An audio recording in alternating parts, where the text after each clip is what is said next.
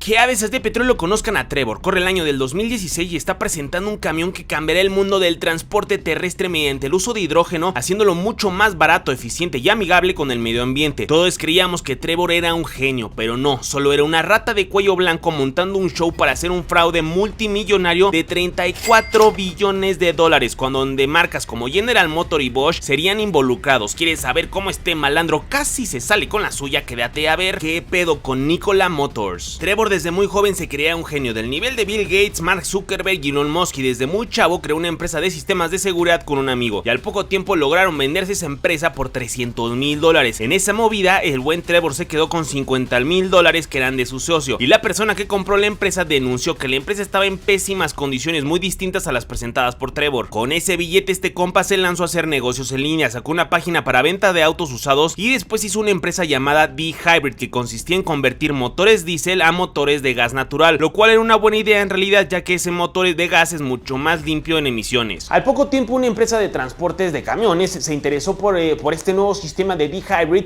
y le dio un adelanto a Trevor de $2 millones por pasar 10 camiones a esta conversión ahora a gas natural. Sin embargo, este solo sería el adelanto para posteriormente pasar 800 camiones a este sistema. El buen Trevor solo entregó 5 camiones y resultó que no hacían nada de lo prometido. Con trabajo sí lograban arrancar y tenían muchísimas fallas mecánicas, y resultó que los $2 millones que le dieron ya se los había gastado, pero no en los camiones sino en su vida personal, así que la empresa demandó a D-Hybrid. Ante esto, la solución de Trevor fue bastante simple. Hizo una nueva empresa con un único socio, su papá, y el nombre de esa empresa era D-Hybrid Systems, y por increíble que parezca les funcionó. Ahora tenía dos empresas, D-Hybrid, que estaba llena de problemas y demandas, y D-Hybrid Systems, que tenían la misma tecnología pero sin los socios anteriores y sin demandas, dejando embaucados a todos los socios de la primera empresa. Con esta nueva empresa ahora llamada D-Hybrid Systems, por supuesto Trevor logró agarrar otro cliente que se llamaba Worthington Industries. Esta empresa de camiones le dio $16 millones por la tecnología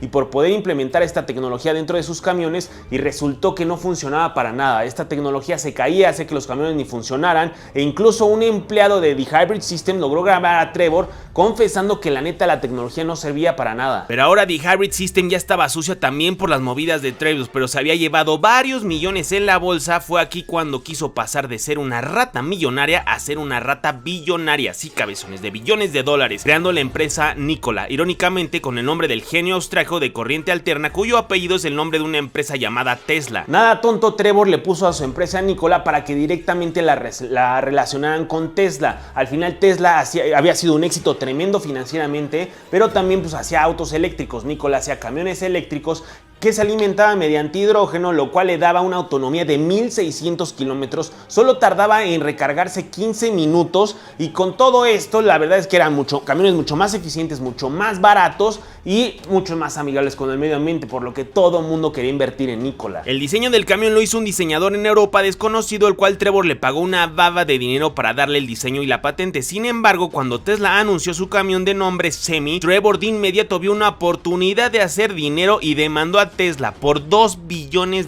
por supuestamente robarle el diseño, aunque claramente esto solo fue una movida barata buscando conseguir dinero, ya que en poco tiempo la demanda fue retirada. El buen Trevor usaba por supuesto la misma tecnología que ya había usado en las empresas anteriores, que eran D-Hybrid y D-Hybrid System, pero ahora lo usaba para el Nikola One, y él mencionaba en los medios que todos los procesos de manufactura, de ingeniería ya estaban realizados, ya todas las pruebas estaban hechas, prácticamente el Nikola One estaba en la fase final, por lo que estaban abiertos a empezar a recibir los primeros pedidos y cobrar. La presentación del Nikola One estaba anunciada, sería el banderazo de salida para recibir pedidos, y el camión en la presentación sería completamente funcional de acuerdo con Trevor. Sin embargo, el camión no era más que un chasis con cables conectados a las luces, y el interior del camión tenía múltiples pantallas que iban conectados a un simple cable toma corriente. Ni siquiera tenía una batería, mucho menos tenía motor, era literalmente solo una maqueta. Pues con esa maqueta Trevor hizo la presentación asegurando frente a cientos de medios que el camión estaba completamente funcional, aunque en realidad debajo del camión, oculto en el escenario, estaba el cable pasacorrientes para que tuviera energía el camión y prendieran todos los focos. La presentación jaló muchísimos inversionistas, entre ellos Bosch, así que rápidamente Nikola se infló de dinero. Sin embargo, pasado un año no vimos ningún avance, y rápidamente los rumores sobre problemas empezaron a creer, pero Trevor callaría a todos con una demostración infalible, algo que llamaría a más inversionistas a inyectar capital dentro de Nikola. Y ahí inicios del 2018 vimos este video del Nikola One funcionando, el camión andando en carreteras y con una promesa de que para el siguiente año veríamos al Nikola One entregándose a sus primeros clientes. De inmediato llovió un montón de dinero adicional de inversionistas queriendo ser parte de este proyecto. Por supuesto, yo también le metí dinero a ese proyectito del Nikola, hermano. Pues ahí está el video ya andando el camión. ¿Qué más va? Ahora, ¿con qué vas a salir? ¿Con qué era pura broma el video, no? Ese Trevor era un sucio turbomamador. Esas ratas de Nikola solo llevaron el camión arriba de una colina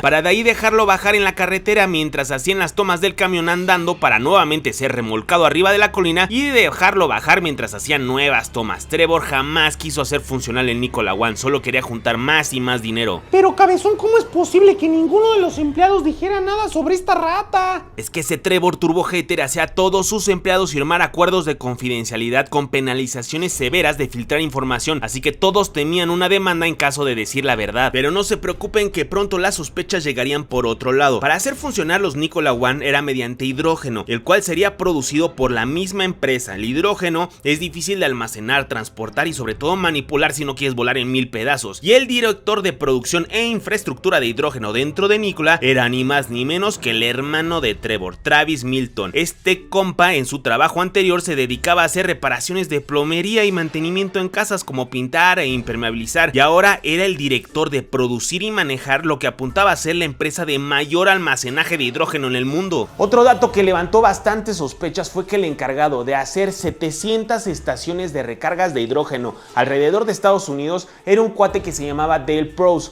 Pues este compa en su anterior empleo, cuando todavía no trabajaba en Nikola, era el gerente de un campo de golf, lo cual pues no hacía sentido. Pero la empresa BP cayó en la trampa anunciando que ellos apoyarían en el proyecto poniendo las estaciones de suministro de hidrógeno, y más adelante General Motors se sumaría también al proyecto, y Trevor usaba estas empresas de renombre para validar la credibilidad de Nikola y atraer más dinero dentro de la empresa. Pero en 2019 mediante Twitter, Trevor comenzó a mencionar la presentación de una tecnología nunca antes vista, que era una batería completamente nueva utilizando un 50% menos de litio que una batería convencional y dándole el doble de la entrega de energía, lo cual de acuerdo con Trevor había sido desarrollada por su equipo de ingenieros dentro de Nikola, y esta tecnología revolucionaría la industria completa y valdría billones de dólares. Un momento, querido cabezón, una batería con las características que acabas de mencionar por supuesto revolucionaría la industria entera, por lo que Nikola sería el primero en patentar este tipo de inventos para proteger su idea. Y justo eso era lo raro, Sabelo Turbo, no había ninguna patente ni estudios de nada en Nikola sobre la batería. En realidad lo que pasó, Nikola compró la tecnología de una empresa llamada Sapgo por 56 millones de dólares, pero aquí a la rata le robaron porque todos los estudios y la tecnología de esa batería eran falsos. Sapgo era igual que ellos, solo un fraude. Trevor no dijo nada sobre el engaño en el que cayó y mantuvo sus declaraciones sobre lo que podía hacer la batería porque un anuncio grande se aproximaba. Al mismo tiempo, una empresa levanta una orden en Nikola por 800 camiones de su marca. Puras buenas noticias dentro de Nikola, y claro, necesitaba eso porque Nikola sería una empresa pública, es decir, pasaría a las acciones de Nikola a estar disponibles en el mercado de valores.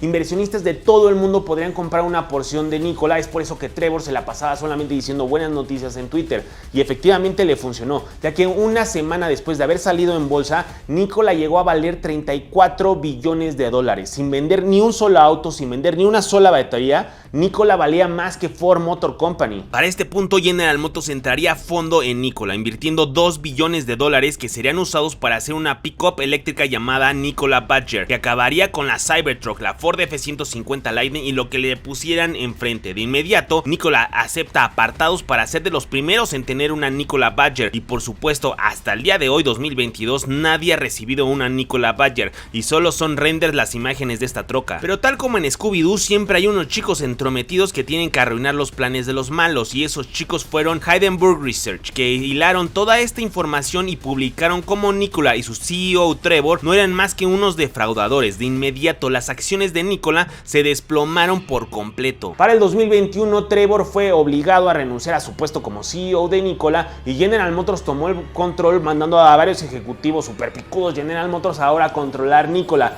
Trevor actualmente se encuentra acusado por fraude y está enfrentando estas acusaciones, sin embargo él siempre se ha declarado inocente, así que ese buen Trevor sigue de mentirosillo. Al día de hoy Nikola lucha por realmente entregar esos camiones eléctricos bajo el mando de ejecutivos de General Motors y Bosch y otros inversionistas que buscan sacar a flote la marca, aunque de momento el precio en bolsa sigue en el piso de esta marca tras las mentiras de su fundador Trevor, el mentirosillo. Y pues ya denle amor a este video, cabezones, díganme qué opinan si quieren más turbohistorias. Cabezas de Petróleo pertenece a una de las 3 grandes marcas que representan la industria automotriz americana, tiene casi 100 años de historia desde su creación y hoy no queda nada de lo que algún día fue. Descubre cómo esta impresionante marca que alguna vez fue leyenda fue diluyendo su participación en el mercado hasta el punto que hoy en México solo comercializa un vehículo y en Estados Unidos, el mercado más grande del continente, solo participa con 2 autos. Quédate a ver cómo desde mi punto de vista Chrysler debería de volver a ser un auto odiado por muchos, amado por muchos otros y así lograr sobrevivir en él. ¿Qué pedo con Chrysler? Hoy Chrysler pertenece a Stellantis, una mega corporación que se compone de muchas marcas, pero desde la conformación de Fiat Chrysler Automobile, mejor conocido como FCA, Chrysler ya venía pasándola bastante mal. A diferencia de sus hermanos Dodge, Ram y Jeep, Chrysler está pasando por una delicada situación en donde urge reinventarse y así lograr sobrevivir, porque la verdad es que el ultimátum ya está dado. Él es Carlos Tavares, CEO de Stellantis, es un tipo bastante listo que lleva apenas poco más de un año al frente de esta corporación y sabe perfecto que para garantizar el éxito de su gestión necesita no perder tiempo derrochando dinero con marcas que solo están perdiendo dinero, y ese es Chrysler. Carlos dio una sola oportunidad a Chrysler, tendrá que en solo unos años reinventarse por completo y ser rentable, o Chrysler pasará a mejor vida. Chale, cabezón, pero ¿qué fue lo que pasó con Chrysler? ¿Por qué ya solo venden la Pacífica? Excelente pregunta, Turbo Hater. Vamos a ver qué fue lo que pasó con ellos. A inicios del año 2000 Chrysler se reinventó por completo. Detrás de esta genialidad estaba un grupo de alemanes que recientemente habían adquirido un montón de acciones de la marca. Estos compas eran de Daimler, mejor conocidos como Mercedes-Benz. Daimler le dio un giro de 180 grados a Chrysler en un movimiento arriesgado, pero que captó la mirada de todos. De inmediato diferenciaron esta nueva etapa de Daimler Chrysler con este arriesgado pero llamativo auto. Aprovechando la planta de Toluca en México, harían una leyenda llamada PT Cruiser. A algunos les parecía horrible, a otros les parecía adorable, como sea se vendía bien y la gente volteó a ver Chrysler con nuevos ojos. Esto animó a los ejecutivos a volverse locos y sacar lo que para mí fueron 2 obras maestras. El primero sería un deportivo. Mercedes-Benz ya tenía el SLK, un pequeño 2 plazas, que ese sería la base para hacer el deportivo de Chrysler. Pero este deportivo tendría una apariencia completamente distinta, que sería la insignia del diseño que daría identidad a Chrysler, su nombre Crossfire. Y uff, me encantaba este auto, incluso creo que más que el mismísimo SLK. Mi rey, jamás me hubiera imaginado que abajo de ese Chrysler había un Mercedes. Así es, Turbo Memedor, ese Crossfire era hermoso, pero donde Chrysler verdaderamente se la volaría sería con la segunda obra maestra, de acuerdo conmigo, y ese es el Chrysler 300C. Este hermoso sedán grandote con una gigantesca parrilla al frente parecía un Bentley, era elegante, no creías que se tratara de un Chrysler. Ante ojos inexpertos era confundido por un Rolls Royce y de inmediato esta hermosura se vendió como loco, pero sobre todo regresó a la marca esa sensación de tener productos aspiracionales, lo cual te permite como marca un privilegio que solo pocos tienen, que es producir barato y vender caro. Los ejecutivos en Chrysler estaban rayados, le habían pegado con sus 2 ideas, Crossfire y 300C, y había una tercera idea todavía más arriesgada con la que ya querían aventarse, y fue justo con esta idea con que Daimler se empezó a sentir incómodo con Chrysler. El nombre era Chrysler ME412, el primer hypercar de la marca americana, que el concepto montaba un motor V12 de 850 caballos de fuerza y con un 0 a 100 km por hora en 2.9 segundos y una producción planeada de 300 unidades al año, lo colocaría como uno de los autos más rápidos del mundo. No manches, cabezón, ¿a poco Chrysler tenía un motor V12 de 850 caballos de fuerza? No, Turbo Hater, el motor era un V12 6.0 litros de Mercedes-Benz, y aunque creo que este auto merece su propio video, les cuento rápido que algunos dicen que este fue el auto con el que Mercedes ya no se sintió tan a gusto con Chrysler. Los chismes dicen que a Mercedes-Benz le incomodó que el ME412 fuera más rápido que el Mercedes-Benz SLR McLaren, pero la verdad lo dudo mucho. Al final Mercedes puso el motor y la mayor parte del desarrollo del chasis del auto fue de ingenieros de Mercedes, así que ni modo que hagan el auto y después les incomode. Desde mi punto de vista, lo que realmente le estaba incomodando a Daimler de Chrysler era que estos compas estaban utilizando recursos, es decir, dinero y tiempo en desarrollar un hiperauto, cuando en realidad esos compas no estaban haciendo lo importante, dinero. Esta nueva cara de Chrysler funcionó muy bien, pero así como vendían los autos, se los gastaban estos compas, o sea, no eran rentables, perdían dinero y se endeudaban, y Daimler no quería meterle más dinero hasta que estos compas sí fueran rentables. Y otro punto que jugó en contra de Chrysler fue que los diseños la verdad es que estaban padrísimos, pero ya que veías a detalle la calidad de materiales y el ensamblado, pues ahí estaban medio chafas. Por ejemplo, el 300C daba el gatazo por fuera de parecer un Bentley, un Rolls Royce tal vez, pero bastaba con solo subirte al auto para darte cuenta que claramente eso no era un Bentley. Tenía plásticos de mala calidad, un ensamblado bastante pobre que hacía mucho ruido esos plastiquillos, y eso era una constante en todos los modelos, lo cual fue disolviendo poco a poco la supuesta posición en la que Chrysler era una marca premium. Esto puso en una situación incómoda a Chrysler, y tras seguir perdiendo dinero por un par de años más, Daimler hizo una magistral jugada vendiendo Chrysler a un grupo de inversionistas. A ver, relájate mi rey, tampoco la cosa iba tan mal en Chrysler para que digas que fue una jugada magistral esto que hizo Mercedes vendiendo Chrysler. Digo magistral, Turbomemetor, porque Daimler vende Chrysler en 2007 a solo unos meses de la crisis que estaba por reventar en el mundo, en donde Chrysler pasó de estar en una mala posición económica cuando fue vendido a estar en una completa bancarrota solo un año después. Afortunadamente, el gobierno americano incluyó a Chrysler dentro del rescate financiero de esta crisis económica, y con eso lograron sobrevivir. Sin embargo, ya con esto la verdad es que le estaban pasando muy mal en Chrysler. Fiat vio una buena oportunidad de incursionarse con mucho mayor fuerza al mercado americano a través de la compra de Chrysler, y fue entonces que vimos el nacimiento de FCA, donde tengo que admitir que la gestión de FCA fue formidable con marcas como Dodge, Ram y sobre todo con Jeep, llevando a la marca a un segmento aspiracional que jamás se había tenido. De verdad admirable el crecimiento de estas marcas bajo FCA, pero Chrysler nada más no pudo levantarse. Si algo ha mantenido a flote Chrysler es la Pacífica. La verdad es que desde hace rato el 300C ya no implica nada significativo en ventas en el mercado. Es por eso que hace no mucho vimos una versión de despedida, porque la verdad es que no tiene sentido continuar con su producción, y esto deja a Chrysler con un solo modelo para mantener su vida, y esa es ni más ni menos que una mamaván, la Pacífica. Pero esta situación probablemente está a punto de cambiar. Ella es Christine Fuel, la primer mujer al frente de Chrysler. Christine fue directora global de marketing en Ford y Chief Commercial Officer en Honeywell. Lleva un año al frente de Chrysler y su reto será revivir esta marca. Por supuesto, la apuesta más obvia es electrificar los modelos de Chrysler. Es por eso que el nuevo concepto de la marca es un eléctrico llamado Airflow, pero realmente todas las marcas están haciendo eso, así que electrificar Chrysler no tiene ningún diferenciador. Lo que Christine pretende es dejar de lado esta imagen que tenía antes Chrysler bajo la gestión de Daimler, que era como Chrysler verlo como una marca premium. Lo que ahora pretende es verlo como una marca para la clase media, que sean buenos productos a un buen precio, es decir, el segmento con más ventas, que donde más billete hay, pero también donde más competencia hay. Bajo la sombrilla de Stellantis, Chrysler podría disponer de un montón de modelos de otras marcas del mismo grupo y comercializarlos bajo el logo de Chrysler, es decir, tomar un auto de Peugeot, de Fiat o Dodge, cambiar el nombre y poner su logo para venderlo. Esto es lo más fácil, sin embargo no dará lo que para mí es vital que recupere Chrysler, y eso es su identidad, quién es y qué lugar ocupa en el mercado. El tiempo está corriendo y no hay chance para errores, así que hay que echar toda la carne al asador y esperar que funcione. De lo contrario, veremos dentro de poco en Facebook Market a la venta Chrysler, y de no encontrar un buen comprador veremos a la marca de casi 100 años pasar a mejor vida. Pues mucha suerte para Christine, mi rey, la verdad ojalá salve la marca. Ojalá que sí. Turbomemedor la tiene bastante difícil, pero ya hemos visto historias donde logran revertir la situación, y espero en unos años contarles una fascinante historia de cómo Chrysler pasó de sus cenizas a convertirse en el ave fénix de la industria automotriz. Por lo pronto ya den amor a este video, que me ayudaría muchísimo si le pegan una manita arriba. Díganme, ¿qué a veces de petróleo? No muchos lo saben, pero en realidad el Ford Mustang, la batalla de Ford versus Ferrari en los 60s, Lamborghini, BMW, Corvette y Shelby, todos están conectados para dar como resultado esto: uno de los iconos más grandes de la industria automotriz, un auto que sin duda representa lo que es un supercar americano, incomprendido, sin sentido, peligroso y para muchos innecesario de hacer, en donde un pequeño grupo de hombres que ya habían hecho historia antes, ahora convertidos en viejos, gente mayor, decidieron cambiar el rumbo de la historia una última vez, hacer un auto que cambiaría el destino de la industria para siempre. Uno de mis autos favoritos y sin duda una de las historias más increíbles de todas que tienes que conocer en él. ¿Qué pedo con el Dodge Viper? Esta historia comienza de manera extraña en Ford y no en Dodge. En los 60s Ford buscaba que su marca comenzara a ser relacionada con alto desempeño. Chevrolet tenía el Corvette en producción y su vicepresidente en ese entonces tendría una estrategia para Ford perfecta para cambiar el rumbo de la empresa, y ese es uno de los hombres más importantes en toda la industria automotriz, y me refiero por supuesto a Lee Iacocca. Iacocca sería parte importante de las negociaciones de lo que sería el intento de fusionar a Ford con Ferrari, y después después de encargarse de la dura batalla que se daría por vencer a Ferrari en Le Mans y también en el desarrollo del, por supuesto, el Ford GT40. Al mismo tiempo, Lee Iacocca estaría involucrado en el lanzamiento de uno de los autos más importantes de la historia de Ford y de la historia de toda la industria automotriz, que es el Ford Mustang. El Mustang sería un excelente coupé con un motor V8 al frente magnífico, y uno de los hombres encargados de liderar la batalla en Le Mans vio una oportunidad en los V8 de Ford, y sería poner en un pequeño y ligero auto un gigantesco y bien tunadote motor V8, que por cierto, ese señor es ni más ni menos que Carroll Shelby, y el auto al que me refiero es el mismísimo Shelby Cobra. No hablaré mucho ni de Carroll Shelby, ni de Lee Iacocca, ni tampoco del Shelby Cobra, porque creo que cada uno de estos merecen su video. Solo les cuento rápido que el Shelby Cobra se volvió otro ícono de la industria automotriz, brutalmente rápido e inseguro, no tenía techo y letal para pilotos con poca experiencia, que cumple perfecto con la frase: si es peligroso, suena sabroso. Los años pasarían y resulta que el señor Lee Iacocca, después de una majestuosa carrera en Ford, decidió cambiar de trabajo, dejando la vicepresidencia de Ford para ahora convertirse en presidente de Chrysler, y ahora le competiría a la empresa por la que tanto había hecho crecer. En esos años, Chrysler tenía bajo su poder dos marcas, que eran Plymouth y Dodge. Pero la cosa no estaba nada fácil. Chrysler estaba pasando por una crisis económica tremenda, en donde un rescate financiero del gobierno los había salvado, pero era momento de Iacocca entrar en acción y hacer que Chrysler fuera una marca sólida que pudiera pagar sus deudas. Necesitaba ahorrar costos y se harían despidos masivos en sus plantas, pero la urgencia por hacer ahorros en la producción de autos le daría una idea maravillosa que revolucionaría también la industria completamente, y se sigue usando hasta ahora, y déjenme les cuento de qué se trata. En aquellos años se acostumbraba a que cada marca trabajara de manera independiente, lo cual era súper ineficiente. Es decir, Chrysler, Dodge y Plymouth trabajaban sus procesos de producción de manera independiente, y al igual la producción de las piezas de sus autos era todo, cada uno de manera independiente, aunque pertenecieran todas al mismo grupo. Lo que Iacocca hizo fue que todas las marcas del grupo trabajaran sobre una misma plataforma del auto, es decir, la plataforma era la misma para el vehículo de Chrysler, Dodge y Plymouth. Con esto se ahorraban inmensas cantidades de dinero, podrían vender los autos a mucho mejor precio y simplificaba el proceso de producción. A esa misma plataforma se le llamó K-Car y hoy en día es usado en todas las marcas de autos. Cabezones, para que se den una idea, la idea del K-Car fue copiada por toda la industria automotriz. Para finales de los 70 ya todo el mundo hacía la misma idea del K-Car, y gracias a esto la industria automotriz americana por fin pudo empezar a poder competirle a la industria japonesa automotriz. Los K-Car traían cambios económicos muy positivos a la industria automotriz, sin embargo tendría un terrible daño colateral, y eso fue que eran cajas de 4 ruedas en donde prácticamente todos los autos eran lo mismo, solo cambiaban paneles y puertas, pero crearían uno de los autos más aburridos, y al final se perdería un poco el diseño de crear autos nuevos, solo era usar la misma caja de acero y adornarla de diferente manera. Pero bueno, con eso sí empezó a caer más dinero en Chrysler. Iacocca expandió el grupo de marcas bajo el brazo de Chrysler, ahora integraría a AMC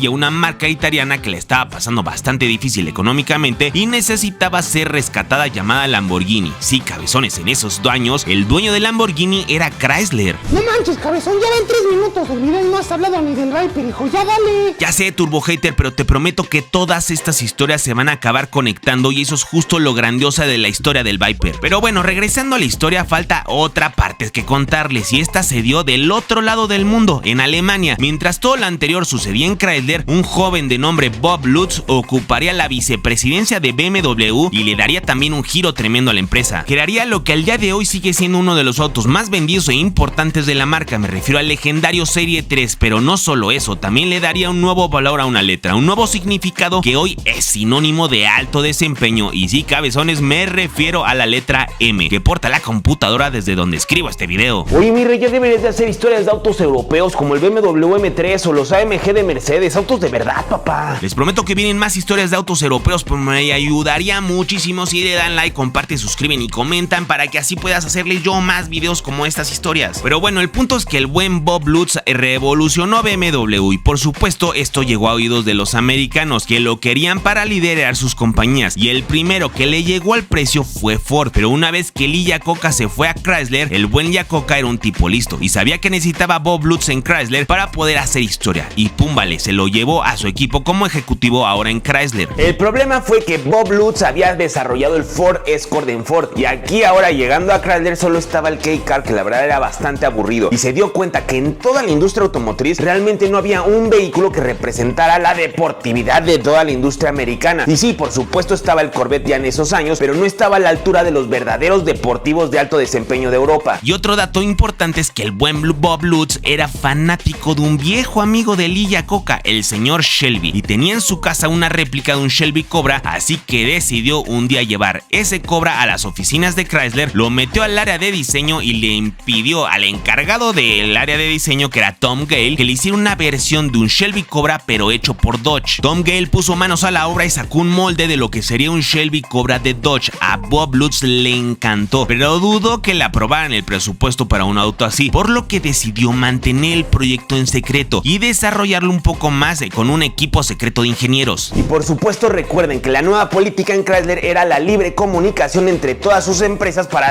procesos de producción, así que Lutz se aprovechó de esto y miren nada más lo que hizo. Recordó que en la cafetería conoció a un francés loco del departamento de pickups de nombre François Castain, que le contó que estaba muy aburrido haciendo vehículos de trabajo cuando antes ese compa hacía motores para autos para las 24 horas de Le Mans. Entonces se lo trajo a este equipo secreto. Dentro de Chrysler también había un compa de nombre Dick Winkles, que él se encargaba de la producción de motores para Lamborghini, y por supuesto también lo jalaron a este proyecto. Incluyó un ingeniero llamado Roy Schoberg, y este compa era nuevo en Dodge, todavía no tenía muchos amigos, pero resulta que en su anterior trabajo, que era en General Motors, ahí su jefe era Zora Arkus Duntop, apodado también como el padre del Corvette, expiloto de carreras de Le Mans, y este compa le había aprendido un par de cosas a su anterior jefe. Y pues esos compas serían los líderes de este proyecto secreto, pero necesitaban ahora un equipo de ingenieros y mecánicos que construyeran todo el proyecto, que volvieran realidad el sueño, y reclutaron a 21 personas para hacerlo. Para ser parte del proyecto de un Shelby Cobra de Dodge había solo dos requisitos: uno era tener experiencia en carreras y el otro era que no le vayas a decir a Lee Iacocca que ese dinero se estaba gastando en eso, porque seguro se iba a enojar. Oye, cabezón, pero el señor Iacocca no quería hacer el Viper, ¿o qué? Pues para este punto ni sabía que lo estaban trabajando, Turbo Hater, pero Bob Lutz sabía que el dinero era un problema en la compañía y por supuesto no quería que se enterara hasta que el proyecto estuviera desarrollado y listo. Solo así podía haber la mínima esperanza de que sí se llevara a cabo, es decir, llevarlo a producción. La limitación de dinero siempre fue una constante, ya que mientras en el desarrollo de cualquier auto normal tomaría cientos de millones de dólares, con el proyecto Viper la limitante fue no gastar más de 50 millones de dólares y con ese dinero tener el auto perfectamente listo para poder lanzarse en 1992 en el Auto Show de Detroit.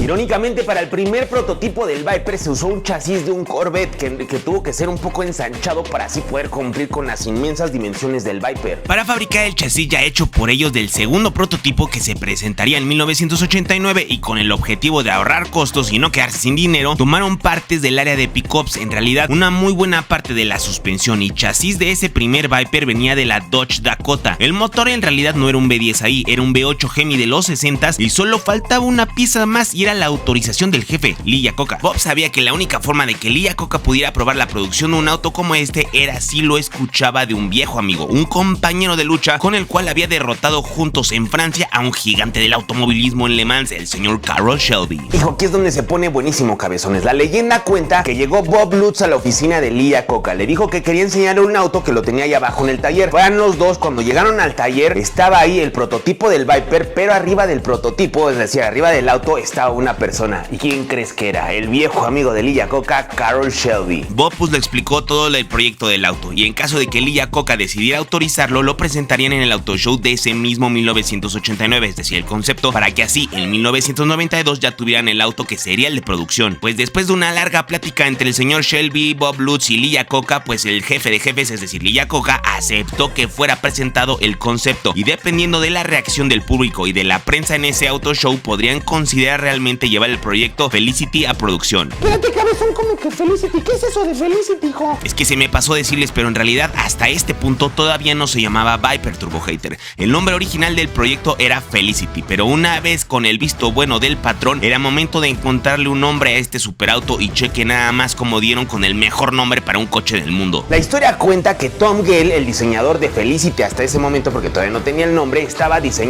cotorreando con unos italianos que le estaban ayudando para el diseño de otro auto de Chrysler que no tenía nada que ver con este. Y mientras estaban cotorreando, justo se tocó el tema del Shelby Cobra, y durante esa conversación Tom Gale le preguntó a los italianos que cómo se decía serpiente en italiano. La traducción es serpente, pero a Tom Gale le sonó ese nombre muy parecido al español, entonces les dijo que si había otro sinónimo que sonara mucho más italiano. Y sí, hay otro sinónimo en italiano para llamar a la serpiente, si es Vipera, y de ahí se le ocurrió llamar a este Viper. Para no hacerles el cuento largo, llegó el gran día y fue el mismo Bob Lutz el que hizo la presentación en 1989 del prototipo del Viper, y por supuesto todo el mundo quedó estupefacto con la apariencia de ese auto. Era magnífico y siendo presentado como el auto más rápido jamás hecho en América, por supuesto todos le rogaron a Dodge que llevara a producción ese concepto. Ante esto, Lee Iacocca no le quedó más que autorizar que el concepto pasara a producción, por lo que el equipo original de 21 personas que hicieron el concepto ahora sería incrementado a 107 personas las que trabajarían para hacer este auto una realidad. Pero ahora tenían un tema bastante importante que resolver y era el motor. De momento, mientras el auto era un concepto, siempre ponían un motor V8 dentro de él, pero siempre la idea original había sido poner un V10 que sería desarrollado una vez si era aprobado el proyecto, y ya que parecía que iba a ser aprobado, pues les tocaba ahora resolver el tema del motor. Aquí los chismes cuentan que el V10 viene de Lamborghini, pero eso es falso. El V10 viene de la Ram. Dodge no tenía dinero, por eso desde el principio pensaron que el nombre sería Viper RT10 por los 10 cilindros del motor de la Ram, y es que en ese entonces ese era el motor a gasolina más grande disponible en Chrysler, y por supuesto no había dinero para desarrollar otro. Sin embargo, no podían poner tal cual el V10 de una pickup. Ese motor V10 era un motor para trabajo pesado, mejor conocido como el 488 Magnum, un animal de acero V10 8 litros, 300 caballos de fuerza y 450 libras-pie de torque. Ese motor necesitaba ser modificado para pasar de ser un motor de trabajo a ser un motor de alto desempeño. Primero se acercaron con el preparador Roush a que convirtiera ese V10 de la Ram en un V10 de carreras, y el equipo de Roush le entregó varios motores con muchísimo power, pero eran demasiado difíciles y caros de hacer en producción en masa. Y es aquí cuando justo Bob Lutz sí se apoyó de sus compadres italianos, es decir, de Lamborghini. Lo que hicieron fue mandarles este motor V10 de acero a los italianos para que ellos se los tunearan y les regresaran un motor mucho más ad hoc para el Viper. Y lo que pasó fue que mandaron un motor de acero y los italianos les regresaron el mismo V10, pero ahora en aluminio, y en vez de 300 caballos de fuerza ahora hacía 400 caballos de fuerza. Lo montaron en el chasis del Viper y era brutalmente rápido. Sobre todo ese V10 de 8 litros no emitía el sonido esperado de un motor italiano. No, este motor era americano con poquita ayuda italiana, pero lo importante de esto es que sonaba como un verdadero americano.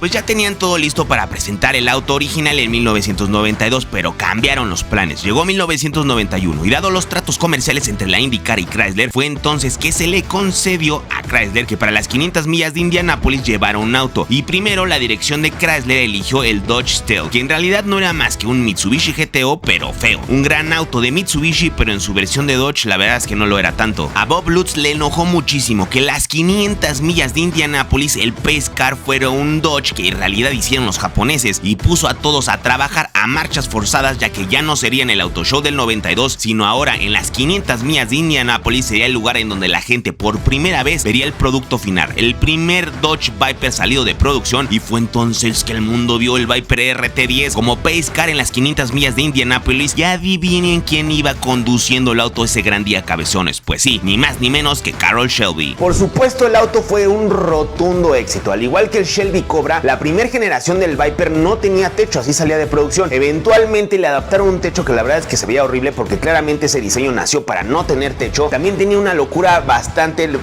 peculiar, y era que los escapes estaban por debajo de la puerta, y para esta primera generación tenía un pésimo difusor de calor, por lo que si tú estabas dándole duro a tu Viper por un periodo prolongado, lo que pasaba es que el calor de los escapes empezaba a pasar a las puertas, y una vez que te quisieras bajar de tu Viper y tocaras la puerta, te ibas a llevar una muy buena quemada. Conforme pasaron los días y los primeros autos se entregaron a la prensa, todos llegaban a la misma conclusión: el auto era demasiado peligroso. Los periodistas perdían el control del auto en pistas de carreras. Los chismes decían que 3 de cada 10 Vipers que se vendieron de la primera generación eran chocados el día que los entregaban. Es un auto que se vendía sin frenos ABS y sin control de tracción, y es justo por esto que requerías tener un montón de talento si manejabas este auto, y la verdad es que no todos los dueños lo tenían ese talento, por lo que internet está repleto y plagado de videos de Dodge Vipers dándose trancazos. Pero creo que eso es parte importante de la esencia del Viper, es una pieza fundamental de su identidad. Es un Shelby Cobra de los 90s que cambiaría el mundo y pondría el nombre de Dodge muy en alto, y aunque hoy lleva varios años que está fuera de producción, el Viper se mantiene como un pilar en el legado de Dodge que jamás, pero jamás será olvidado. Por cierto, no se les vaya a olvidar darle amor a este video que ya se acabó. De la industria automotriz creó no solo uno, sino 2 autos legendarios, y sin saberlo crearía un segmento completo en la industria que me atrevo a decir que es el más amado y con mayor número de seguidores, los muscle cars. pero en realidad su historia está llena de eventos controversiales como fraudes, robos, malversación de recursos públicos y hasta tráfico de estupefacientes. Una increíble historia detrás de un rotundo fracaso de la industria automotriz, de una marca que pudo lograr lo más alto, pero tristemente la avaricia y el ego de su creador pudo más que su talento para crear automóviles. Es por eso que debes de conocer qué pedo con John DeLorean. John venía de una familia de clase media trabajadora, era bueno para la escuela, lo cual le consiguió una beca para estudiar ingeniería industrial y después de hacer una especialización en ingeniería automotriz, y ahí consiguió jale en Chrysler y después se fue a General Motors empezando desde abajo. John era bueno para las ventas, vendía seguros y había hecho mucha lana con eso, pero su amor por los autos naturalmente lo llevó a dejar eso para trabajar en lo que le apasionaba. Poco a poco fue creciendo dentro de la corporación hasta que en 1963 por fin tuvo su primera oportunidad. Su jefe Jim Wagner y John tenían esta loca idea de montar un motor V8 monstruoso en un coupé mediano. Fue ahí cuando le dieron luz verde a DeLorean de intentarlo. Para ese entonces General Motors tenía como política no poner un motor V8 mayor a 330 pulgadas cúbicas, o sea 5.4 litros, dentro de un auto mediano. Sin embargo, DeLorean quería poner algo mucho mayor. Él tenía en mente poner un motor de 389 pulgadas públicas, o un monstruo de 6.4 litros.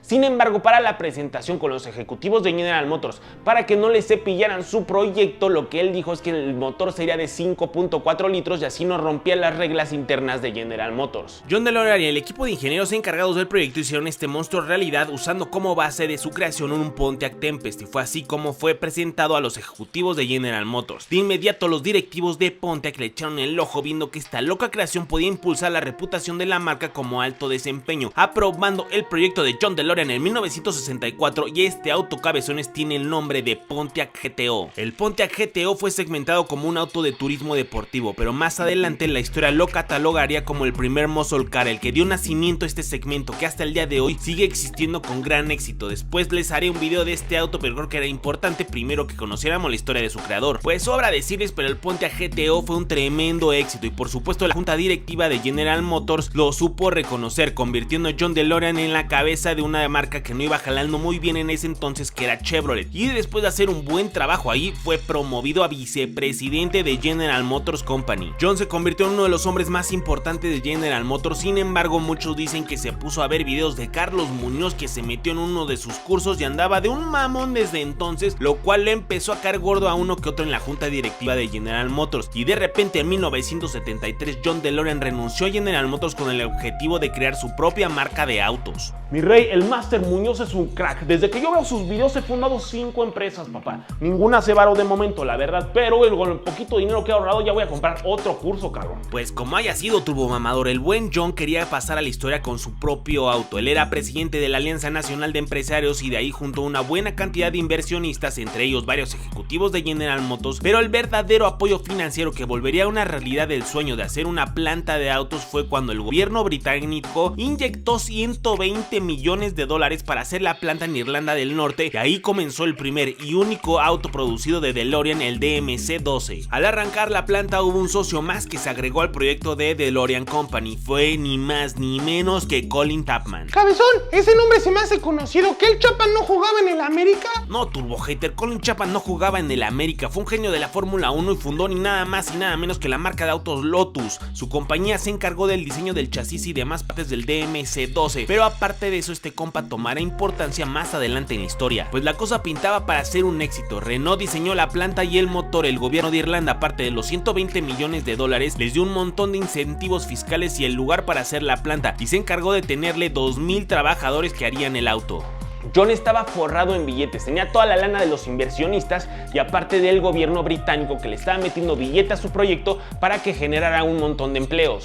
Arrancó la producción del DeLorean y los primeros en salir de la fábrica para ser mostrados a la prensa y ser vendidos tenían serios problemas de producción, casi se caían a pedazos, por lo que tenían que ser regresados y retrabajados en la planta, lo cual empezó a elevar los costos de producción rápidamente, y ante los crecientes rumores de la pésima construcción del auto, las ventas se fueron al piso. El DeLorean era un auto deportivo caro que no reflejaba eso en prestaciones, montaba un motor V6 de 2.8 litros y 130 caballos de fuerza que una vez montado en el chasis sumaban unos 1.3 toneladas toneladas de peso. No era malo, pero realmente no era un auto rápido. Sumado a su pésima calidad de ensamble, lo único rescatable para mí al parecer era su impresionante y brutal diseño, puertas estilo alas de gaviota y una carrocería exterior en acero que para algunos parecía que les faltaba pintura, pero hoy en día es la característica principal de este auto. Pues rápidamente el proyecto se quedó sin dinero por los problemas que les conté y John se la empezó a ver complicada continuar con la producción y el sueño que tenía. Mi rey, pero eso no tiene sentido. Si tenía dinero para aventar, güey, ¿por qué se quedó sin lana si hasta el gobierno británico le seguía dando billete para que no hubiera despidos?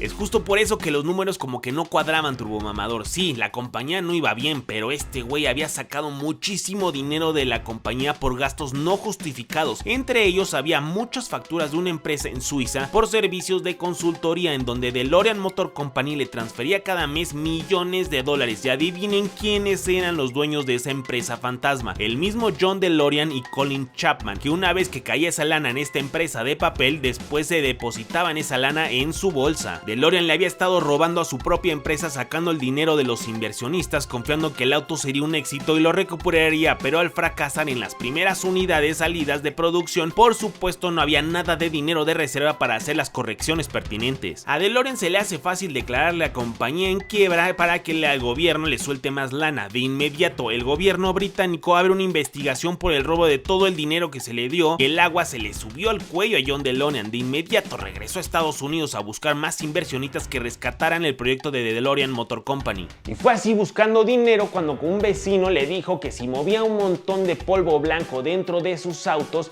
él recibiría a cambio 25 millones de dólares. Y por supuesto John lo aceptó. Ese güey ya no traía nada de lana. Todo lo que se había robado ya le habían congelado las cuentas la policía. Y lo poquito que le quedaba se lo gastaba en departamentos y un montón de lujos, aparentando que seguía con una vida de magnate cuando en realidad ya tenía el agua hasta el cuello. Aceptó el trato con ese traficante y en la primer movida que hizo resultó que en realidad todo el negocio lo había hecho con agentes de la DEA y el FBI encubierto. John fue arrestado recibiendo el dinero, en donde tuvo que enfrentar los cargos como traficante y también por el robo del dinero a través de DeLorean Motor Company. Una vez arrestado, las esperanzas de que DMC volviera a la vida se esfumaron. En realidad la policía también giró una orden de aprehensión para Colin Chapman, el cual estaba prófugo, pero al poco tiempo falleció, aunque algunos dicen que todo fue una muerte planeada para poder escapar y lo dejaran de buscar. John se gastó el poco dinero que le quedaba en abogados, en donde lograron soltarlo, pero una vez fuera de la cárcel no tenía ni un peso y su reputación estaba por los suelos, y aunque pasó varios años tratando de levantar nuevos proyectos de hacer un auto, nunca más lo logró, muriendo en el 2005.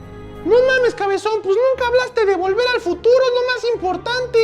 Ah, sí es cierto, Turbo Hater, se me olvidó, pero si algo reventó la fama del DeLorean más que su polémico creador fue esta película que se volvió un super éxito, y dada la importancia del auto dentro de la película, mucha gente comenzó a buscar tener un DeLorean, aunque para ese entonces la compañía ya había fracasado. Afortunadamente se alcanzaron a fabricar cerca de 9000 autos, por lo que hay bastantes de ellos, pero este auto es un mega clásico. He tenido la oportunidad de verlo un par de veces en México y madres cabezones, sí son hermosos, pero muy difícil de conseguir uno. Pero bueno, cabezones, ya se acabó esta turbo historia del amor al Cabezas de Petróleo. Fue una marca icónica, fueron los primeros en aventurarse a crear un auto que se convertiría en un segmento completo de la industria automotriz. Estoy hablando de los Muscle Cars, un legado en donde vimos leyendas ser creadas bajo ese magnífico logo. Gente como John DeLorean debutó en las grandes ligas aquí. Lamentablemente esta impresionante marca murió muy pronto, pero realmente ¿qué fue lo que pasó? ¿Por qué el gobierno americano fue el que decidió hundir esta marca? Descubre cómo un problema de identidad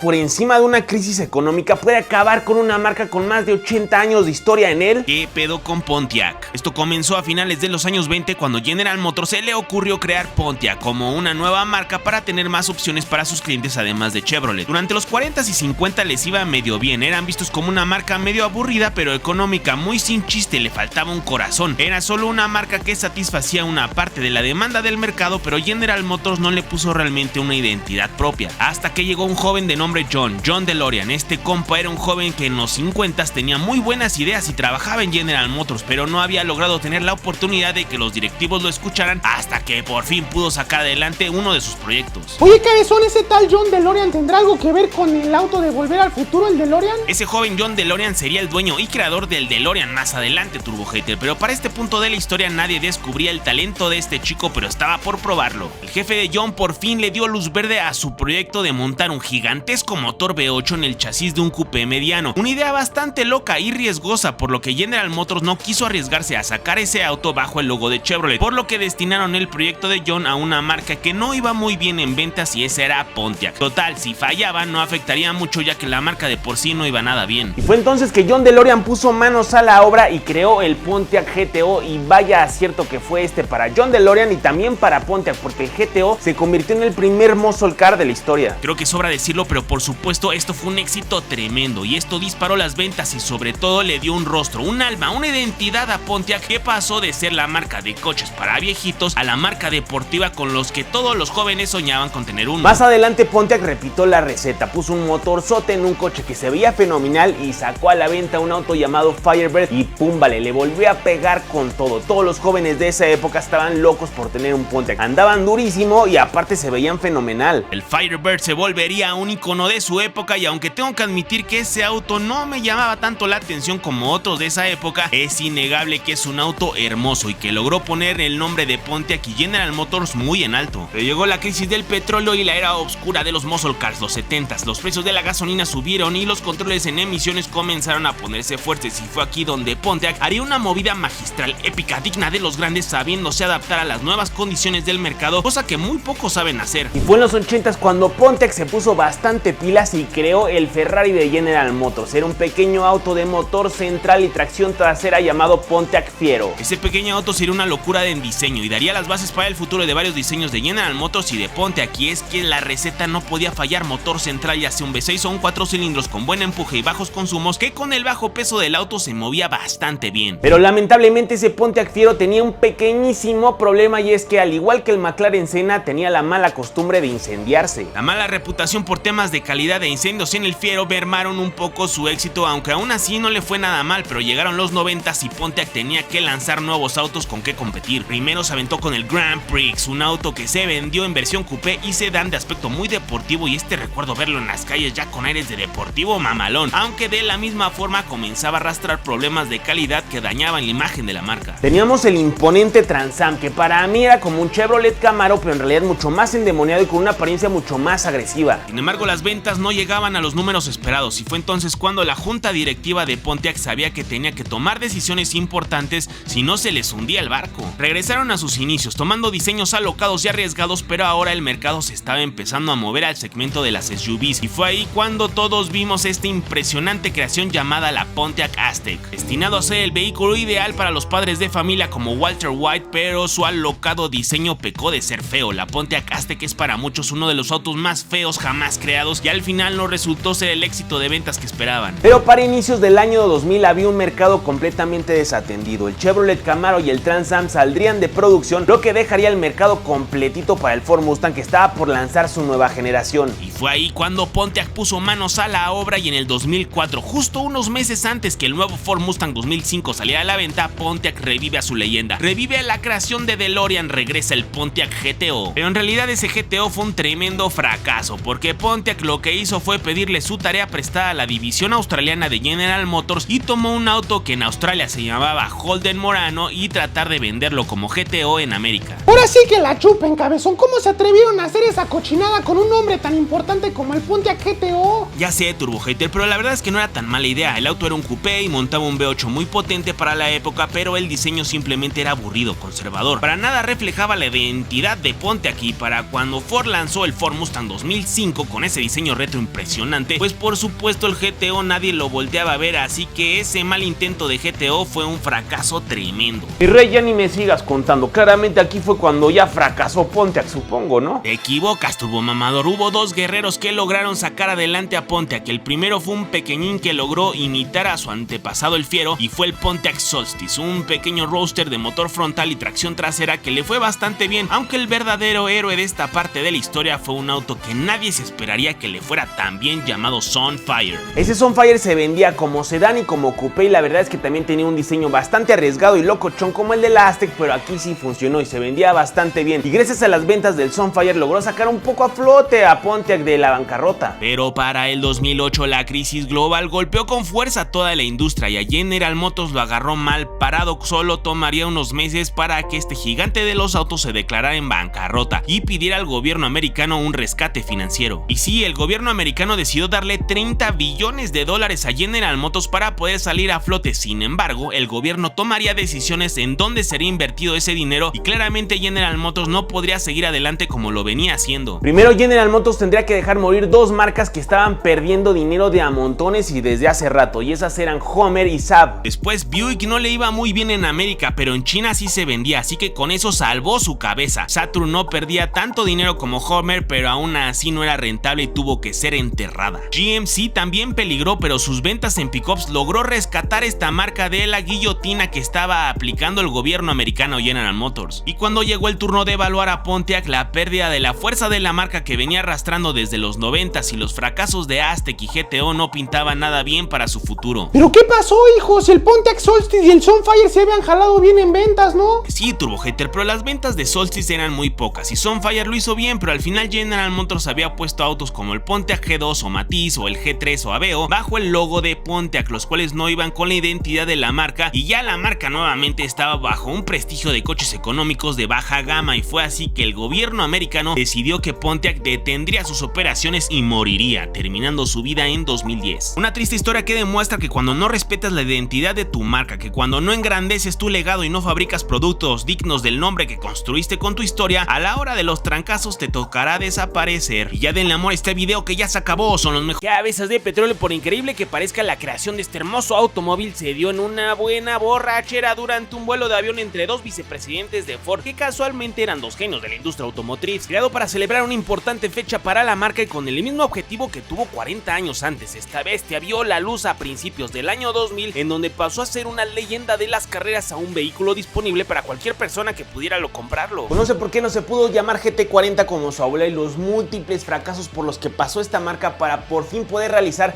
este auto con tanta herencia racing en él. ¿Qué pedo con el Ford GT? Mucha gente conoce la historia de Ford vs Ferrari por la película Contra lo Imposible, y también les armé 3 videos buenísimos, por cierto, contando la historia de la batalla entre estas dos marcas en los años 60, vayan a verlos. Pero el punto es que Ford eventualmente ganó en Le Mans, pero el hermoso GT40 que vimos en las pistas nunca salió a la venta para el público. Todos querían uno de estos, que sería el equivalente a un Corvette de Chevrolet, pero Ford nunca lo sacó a producción, por excepción de unos cuantos pedidos especiales que realmente no se cuentan como un auto realmente vendido dentro de los distribuidores. Fueron pasando los años, la rivalidad entre Mustang y Camaro fue creciendo, pero en realidad Ford siempre se quedó con esa espinita de realizar un super deportivo de motor central como el GT40. Primero lanzaron el GT44, pero nunca lo hicieron. Después fabricaron el concepto llamado Mach 2 de inmediato, que me recordó mucho al Corvette C2 cuando vi este auto. Este Mach 2 me parecía hermoso y estuvo a punto de salir al mercado, pero un importante ejecutivo de Ford llamado Lido Anthony Iacocca, mejor conocido como Lee Iacocca, pues a él le pareció que el desarrollo y producción de este auto sería muy caro, sobre todo porque él ya había trabajado con un compa argentino en un proyecto tremendo que les prometo después hacer video de esta gran historia, que es el de Tommaso Pantera. Iacocca sería el primero en impulsar que el de Tommaso Pantera se vendiera a través de los distribuidores de Ford, y con eso pues la verdad es que ya quedó totalmente cancelado el proyecto del Mach 2. Pero había otra posibilidad en los 70s de que ese proyecto viera la luz bajo otro nombre, y era por parte de la división de Ford en Inglaterra, que de por sí ellos fueron los encargados de la creación del GT40, y es que ahora estaban metidos en el World Rally Championship con un vehículo llamado Ford GT70 y un pequeñín de motor central V6 que competía en los rallies, y la división de diseño de Europa hizo un concepto de este auto para venderse en las calles, pero al final no llegó a nada, y esto se repitió con el GT90 y el Indigo Concept, que se veían chidos pero nada más nunca vieron la luz en producción. Mi rey, se acabaron gastando más dinerito haciendo conceptos que nunca hicieron que hubieran desde el principio llevado el coche a producción y a venderlo. Sí, Turbo Memedor tuvieron demasiados conceptos y las limitantes en todas siempre de cierta forma el dinero. Incluso hay una muy buena historia detrás de un concepto llamado GN34. Este competiría con el Ferrari 328, usaba el V6 del Taurus Show, o bueno, ACH o no, como le quieras decir. Ya casi lo hacían, pero de acuerdo con Jason Camisa del canal YouTube Haggerty, Ford vio que le saldría carísimo la producción del auto y casi no ganarían dinero, así que prefirió usar ese presupuesto para desarrollar una SUV llamada Explorer. Sí, con esa lana hicieron la Explorer, sobra decirlo, pero pues fue un rotundo éxito esa SUV. Sí, cabezón, ya nos quedó claro que nada más no se animaban a hacer el auto, pero mejor ya cuéntanos cómo sí se animaron a hacerlo. Ahí te va, Turbo Hater. Había un vicepresidente bastante bueno en Chrysler había estado detrás de la creación de un auto que revolucionaría la industria automotriz americana, y es un auto que pronto les contaré su historia también, me refiero al Dodge Viper. El nombre de este compa del que les hablo se llama Chris Theodore, y este compa la estaba rompiendo en Chrysler, pero de repente andaba ahí en la compu, vio una vacante en Ford de vicepresidente, estuvo viendo, mandó su currículum, vio que andaban muy buen billete y pum, vale, que se cambia la competencia ahora como vicepresidente, pero en Ford. Este compa en sus primeros días de trabajo ahora en Ford lo mandaron de viaje a Europa junto con otro compañerito de su trabajo que es J. Maisel. Él ocupaba la posición de vicepresidente de diseño en Ford y empezaron a platicar en el avión. Resultó que los dos le iban a la América y que le daba el trago y se hicieron super brothers mientras le entraban duro a las chelas. Y entrados en copas, el Chris Theodore le empezó a netar diciéndole que quería hacer desde que trabajaba en Chrysler un deportivo de motor central como los europeos, y ahora en Ford no se iba a quedar con las ganas. Y el Jay Mays le dice: pues yo te ayudo, compa, vamos diseñándolo y como ves si lo llamamos GT40, pues va, y pum, vale, así nació la idea. Sí, papá, pero ya antes habían tenido la misma idea y nunca pasó. ¿Qué fue lo que cambió que ahora sí pasó? Turbomemedor, pues al principio la cosa se puso bastante complicada, pero te voy explicando cómo estuvo. Aunque probaron con diseños futuristas inspirados en el GT40 de los 60s, al final alguien tuvo la genial idea de dejarse de tonterías y simplemente replicar el auto, y qué maravilla fue eso. Después se complicaron las cosas cuando el CEO de Ford, Jacques Nasser, fue despedido tras una gestión bastante corta y William Ford tomaría su lugar, que por cierto este compa es bisnieto de Henry Ford y tiene una gran historia, también luego les cuento ese chisme. Pero había algo que impulsaría muchísimo a que el Ford GT40 sí se llevara a producción y era el cumpleaños de alguien, ya que ese GT40 sería el regalo perfecto. Y bueno, como tal no es alguien, más bien era el cumpleaños de Ford Motor Company, que cumplía nada más y nada menos que 100 años de historia. El nuevo CEO se jaló a un nuevo COO, es decir, Chief Operating Officer, o sea, el jefe de operaciones llamado Nick Shield, y los dos andaban necios con que querían que el nuevo proyecto no fuera un GT40, sino un concepto llamado 49 que se parecía mucho al Thunderbird de inicios del año 2000, y sí se veía bastante bien, pero no como el GT40. ¿Y se acuerdan que les conté del vicepresidente de diseño Jay Mays? Pues este güey sabía que si no se ponía pilas, el GT40 iba a pasar a la historia como un auto más que jamás se hizo, y de acuerdo con Jason Camisa, Jay Mays se llevó un prototipo del GT40 a escala real que tenía en fibra de vidrio pintado en color Gulf Livery, que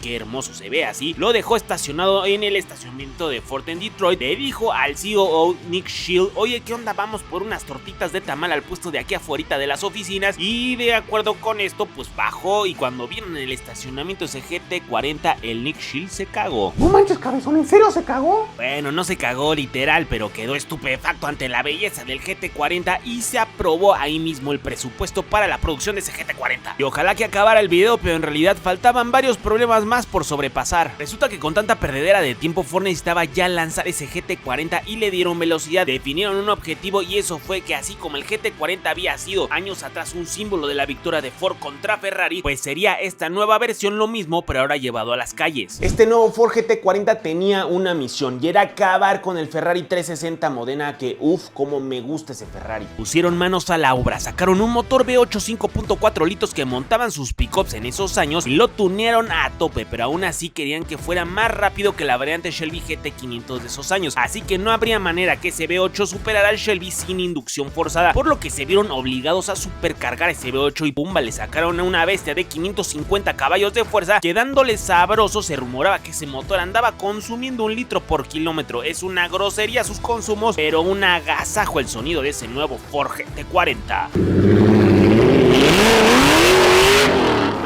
Un momento, querido cabezón, he escuchado que durante el video en repetidas ocasiones has llamado al auto como GT40 cuando en realidad su nombre fue Ford GT. Creo que es importante aclararle al público que el nombre oficial con el que se quedó ese auto fue Ford GT y no GT40. Es cierto, Sabelo Turbo, y un excelente punto. Originalmente en los 60s el auto se llamaba Ford GT y el proyecto para carreras de resistencia como Le Mans se llamaba GT40, y de ahí se quedó el apodo. Dicen los chismes que cuando en los 70s Ford abandona el proyecto de seguir compitiendo, cede la continuación del programa a una empresa británica que pasa por diferentes manos, y en los 80s una refaccionaria registra el nombre GT40, y por increíble que parezca, Ford no es dueño de ese nombre. Cuando intentaron registrar para vender el Ford GT40, pues se llevaron esa sorpresota, quisieron comprar el nombre y el actual dueño se las quiso vender en $40 millones el uso del nombre. Ford por supuesto mandó a volar a estas personas, no les dio ni $1 y mejor cambió el nombre de Ford GT40 a solo Ford GT. Pues salió al mercado este esta chulada y no solo venció el Ferrari 360 Modena, era incluso más rápido que el Challenge Stradale, la variante del 360 Modena de alto desempeño, así que Ford lo volvió a hacer, venció a Ferrari en su propio juego, o bueno, eso es lo que muchos decían. La verdad es que sí era brutalmente rápido ese Ford GT, pero tenía montones de quejas de fallas en el motor. El buen Jeremy Clarkson fue de los primeros en recibir estas ediciones del Ford GT y la verdad es que desde que le llegó siempre se estaba quejando de que el auto no arrancaba y se la pasaba más en el mecánico que andando. Creo que ningún dueño de esta generación del Ford GT ha tenido una muy buena experiencia en confiabilidad, pero la verdad es que a mí me vale. Hoy ese Ford GT vale más que 3 Ferraris 360 Modena juntos. Es una pieza de colección cotizadísima por su gran herencia de historia. Así que ya denle amor a este video, que me ayudaría muchísimo para poder seguir creciendo en el canal. Díganme en la caja de ahí abajo qué otra historia les gustaría ver en video. Ya saben que son los mejores. Se agradece muchísimo que hayan llegado al video hasta acá porque duró muchísimo hoy. Cabezas de petróleo, esta historia está buenísima. Todos creían que era la empresa del futuro. Era la empresa que revolucionaría la industria automotriz y salvaría al planeta. Los famosos usaban su auto. Los medios lo pusieron como el mejor coche del año. El gobierno le dio un montón de dinero. Todos querían invertir en ese auto. ¿Y entonces qué pasó? Conoce como la empresa que sería el Apple de los autos. El Amazon de la industria automotriz resultó en nada. Como 600 millones de dólares se convirtieron en nada. Quédate a averiguar cómo este hermoso auto logró ser uno de los más grandes fracasos de la industria automotriz en él. ¿Qué pedo con el Fisker Karma? Este compa es Henrik Fisker, un diseñador automotriz que trabajó en BMW y diseñó el Z8, un auto hermoso y todo un clásico que hasta la otra vez me encontré uno y no me aguanté las ganas de sacarme la foto con él. Miren qué bonito está. Después el buen Henrik se encontró jale en Aston Martin y diseñó el DB9, super nave sota. Claramente este compa tiene un talento espectacular diseñando autos, y fue entonces cuando vio los videos del Máster Muñoz y renunció a su chamba y decidió emprender su propia empresa. El buen Henrik encontró un compa que le metió un billetito y con esa lana lograron fundar Fisker Automotive, pero de todas formas no tenían el suficiente dinero para hacer el auto, es decir, todavía no tenían nada muy serio.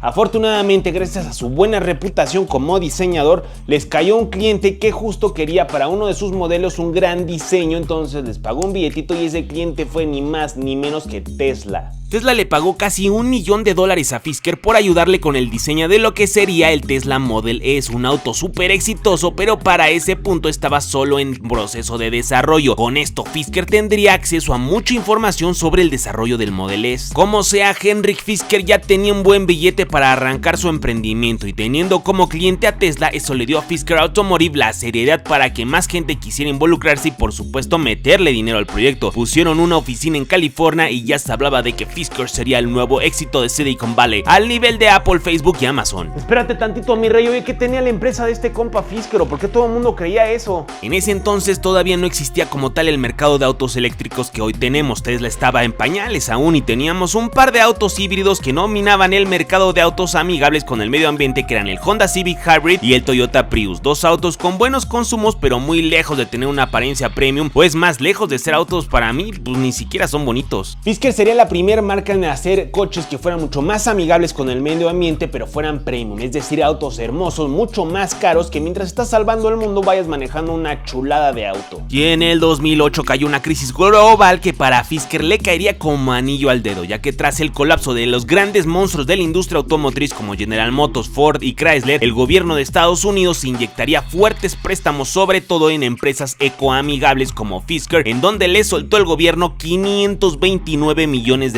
Con toda esa lana, Fisker estaba más que listo para desarrollar su primer auto, Fisker Karma, y a la gente se peleaba por invertir en esta increíble empresa. El presidente de Oracle le metió billete, y con este tipo de noticias las especulaciones subían mucho más. Hasta el mismo Leonardo DiCaprio se volvió socio de Fisker Automotive con un par de milloncitos invertidos. Con un montón de billetes en la bolsa por todos los inversionistas que le habían metido lana al negocio, lanzaron su primer automóvil. El Fisker Karma sale, por supuesto, diseñado por Henrik, y la verdad es que le quedó increíble. Es una mezcla perfecta entre elegancia con deportividad. Entonces el auto ya estaba, el diseño les había quedado perfecto y en tecnología no sonaba nada mal en papel. El auto era un híbrido, al frente montaba un 4 cilindros turbocargado de General Motors de 260 caballos de fuerza y en el eje trasero montaba dos motores eléctricos. En medio del auto encontrábamos baterías de litio y más de 400 caballos de fuerza en conjunto en el auto, o sea un 0 a 100 km/h en 6 segundos, bastante buenos, aunque no era una cosa brutal. total. El funcionamiento del auto era simple, muy similar a muchos autos híbridos de hoy en día. Sin embargo, en ese entonces era poco común ver un eléctrico de rango extendido en donde el motor a gasolina cargaba las baterías mediante un generador, además de que también poder propulsar las llantas, así que en papel todo sonaba bastante bien. No manches, cabezón, a mí ni me gustan los eléctricos ni los híbridos, la verdad no me gusta nada, pero esta nave sí les quedó chida. Así es, Turbo Hater, todos quedaron enamorados con la apariencia del auto y con las especificaciones mencionadas. Todos decían que era el auto que revolucionaría la industria automotriz. Los rumores eran ciertos, decían en aquel entonces. Fisker Automotive era el futuro. Pero llegó el primer foco rojo de esta empresa. Tesla, su primer cliente, el que le dio su primer contrato y pagó para comenzar su proyecto, pues los demandaron. Tesla argumentaba que la única razón que Fisker tomó el proyecto fue para robar toda la tecnología en baterías del Model S, que era el proyecto a desarrollar. Entregaron un trabajo estos de Fisker, un trabajo muy pobre y de mala calidad, porque en realidad solo se habían robado toda la información para aplicarla en el Fisker Karma. Al final un juez determinó que la acusación no tenía fundamentos suficientes, así que la cosa se calmó y esta demanda no pudo opacar el éxito del lanzamiento del Fisker Karma. El Fisker Karma la estaba rompiendo, por supuesto un montón de celebridades tenían este auto. En la serie de Two and a Half Men con Ashton Kutcher, él interpretaba un billonario dentro de la serie y por supuesto el auto de este personaje era un Fisker Karma. También Leonardo DiCaprio, que era socio de la empresa, por supuesto también tenía su Fisker Karma, y hasta Justin Bieber tenía un Fisker Karma todo grapeado, emplatado, que se veía bastante perro, la verdad. La prensa puso sus manos en el auto y de inmediato, ¡pum! Vale, Fisker salió en la portada de Forbes. Times Magazine lo puso en su top 50 de mejores inventos. Motor Trend de inmediato lo nombró el auto del año, también un futuro clásico instantáneo. Top Gear también lo nombró el auto del año. Henrik Fisker lo había logrado, su auto era un éxito rotundo. Todo mundo quería tener un Fisker Karma y los pocos afortunados que tuvieron la oportunidad de comprar uno de estos lo lamentaron profundamente una vez que se los entregaron. Oye papá, pero ¿qué salió mal en la jugada? Si todo iba súper bien, hasta yo ya le quería meter un billete a esa empresa. El Fisker Karma era hermoso, pero tenía la calidad de ensamble que los FAW de Electra. Todo empezó cuando Henrik Fisker se dio cuenta que era un gran diseñador, pero no un gran ingeniero, así que en vez de consolidar una empresa con una fuerte rama de ingeniería, decidió subcontratar otras empresas que hicieran el trabajo de ingeniería difícil. Se quisieron ahorrar una buena lana en el interior del auto y entonces lograron tener un auto que se veía hermoso por fuera, pero por dentro era una porquería. Fisker tuvo que hacer un recall de las primeras unidades entregadas, ya que debido a una posible fuga de anticongelante que en contacto con las baterías del auto podrían incendiarse, y esto se dieron cuenta gracias a que un par de dueños se quejaron que sus Fisker Karma se habían incendiado. El interior tenía un diseño más o menos bien, el problema era que tenía un ensamblado pésimo y una calidad de materiales igual. La verdad es que tenía una pantalla ahí china que no funcionaba bien y la calidad de imagen era pésima, entonces cayeron un montón de reclamaciones y por supuesto tuvieron que modificar varias partes del proceso de producción que encareció los gastos hasta el cielo. De acuerdo con Nolan John de Donut Media, uno de estos gastos fue la salida de escape del motor, en donde estaban debajo de las puertas, lo cual las hacía muy ruidosas y poco eficientes. El auto tenía un enfoque de vehículo ecologista, no querían que hiciera mucho ruido el motor a gasolina, y en vez de mandar esas salidas de escape a la parte trasera, hicieron un mofle en forma de caja de pizza para silenciarlo. Esta modificación costó $1 millón implementarla en los autos, y así fue como poco a poco Fisker fue retrasando su producción e incrementando sus costos, pero la cosa no por ahí. Justo el nombre de su auto tenía una cuenta pendiente con Fisker. El Karma le debía un par de cosas por lo sucedido con Tesla y el Karma se las cobró. Cuando por fin tenían unos 100 autos listos para entregar, llegó el huracán Sandy, golpeó el estacionamiento donde estaban estacionados los autos terminados y acabó con ellos. El seguro no cubrió y la pérdida de esos autos sumaba más o menos unos $33 millones. Eventualmente Fisker Automotive se quedó sin lana y a Henrik no le quedó otra más que declararse en quiebra. Wangshan Group, la verdad es que no sé si se pronuncia así bien, es una corporación china. En el 2014 compró los activos de Fisker, renombrando la marca, ahora se llama Karma, y también lanzó un nuevo producto. Por supuesto, lo único que conservaron de la época de Fisker fue el impresionante diseño que se aventó. El resultado sigue siendo prácticamente igual. El auto fue relanzado ahora como Karma Rivero, en donde Zhang Xian corrigió todos los problemas que dejó Fisker, lo que suena perfecto, y el resultado fue un pésimo auto. El buen Salomondrino hizo una muy buena reseña del auto y este este video le puso como título "Este es el peor carro del mundo", así que nuevamente el Karma Rivero fue un fracaso, aunque espero que eventualmente esos chinos logren sacar adelante este proyecto, porque lo único que no puedo negar es que el diseño del auto es hermoso y me encantaría verlo en las calles en un auto que realmente fuera funcional y de buena calidad. Y por cierto, ya del amor está híbrido video que a veces de petróleo el sueño de un latino que por años su idea fue rechazada. Tuvo que remar contra corriente para poder realizar el sueño de su vida, un monstruo de 2 ruedas que una vez que tomara vida revolucionaría la industria completa y salvaría su empresa de la quiebra. Multistrada, Panigale, Scrambler, Street Fighter, todas le deben hoy su existencia a esta creación que demostró que muchas veces menos es más, que lo más simple a veces logra lo más complejo de hacer, en una fascinante historia de una motocicleta que acabaría creando un segmento completo para todo el mercado y dejaría en ventas más de 3.5 billones de dólares. Te tienes que quedar a conocer esta fascinante historia de una de mis motocicletas favoritas en él. ¿Qué pedo con la Ducati Monster? La historia comienza con el buen Miguel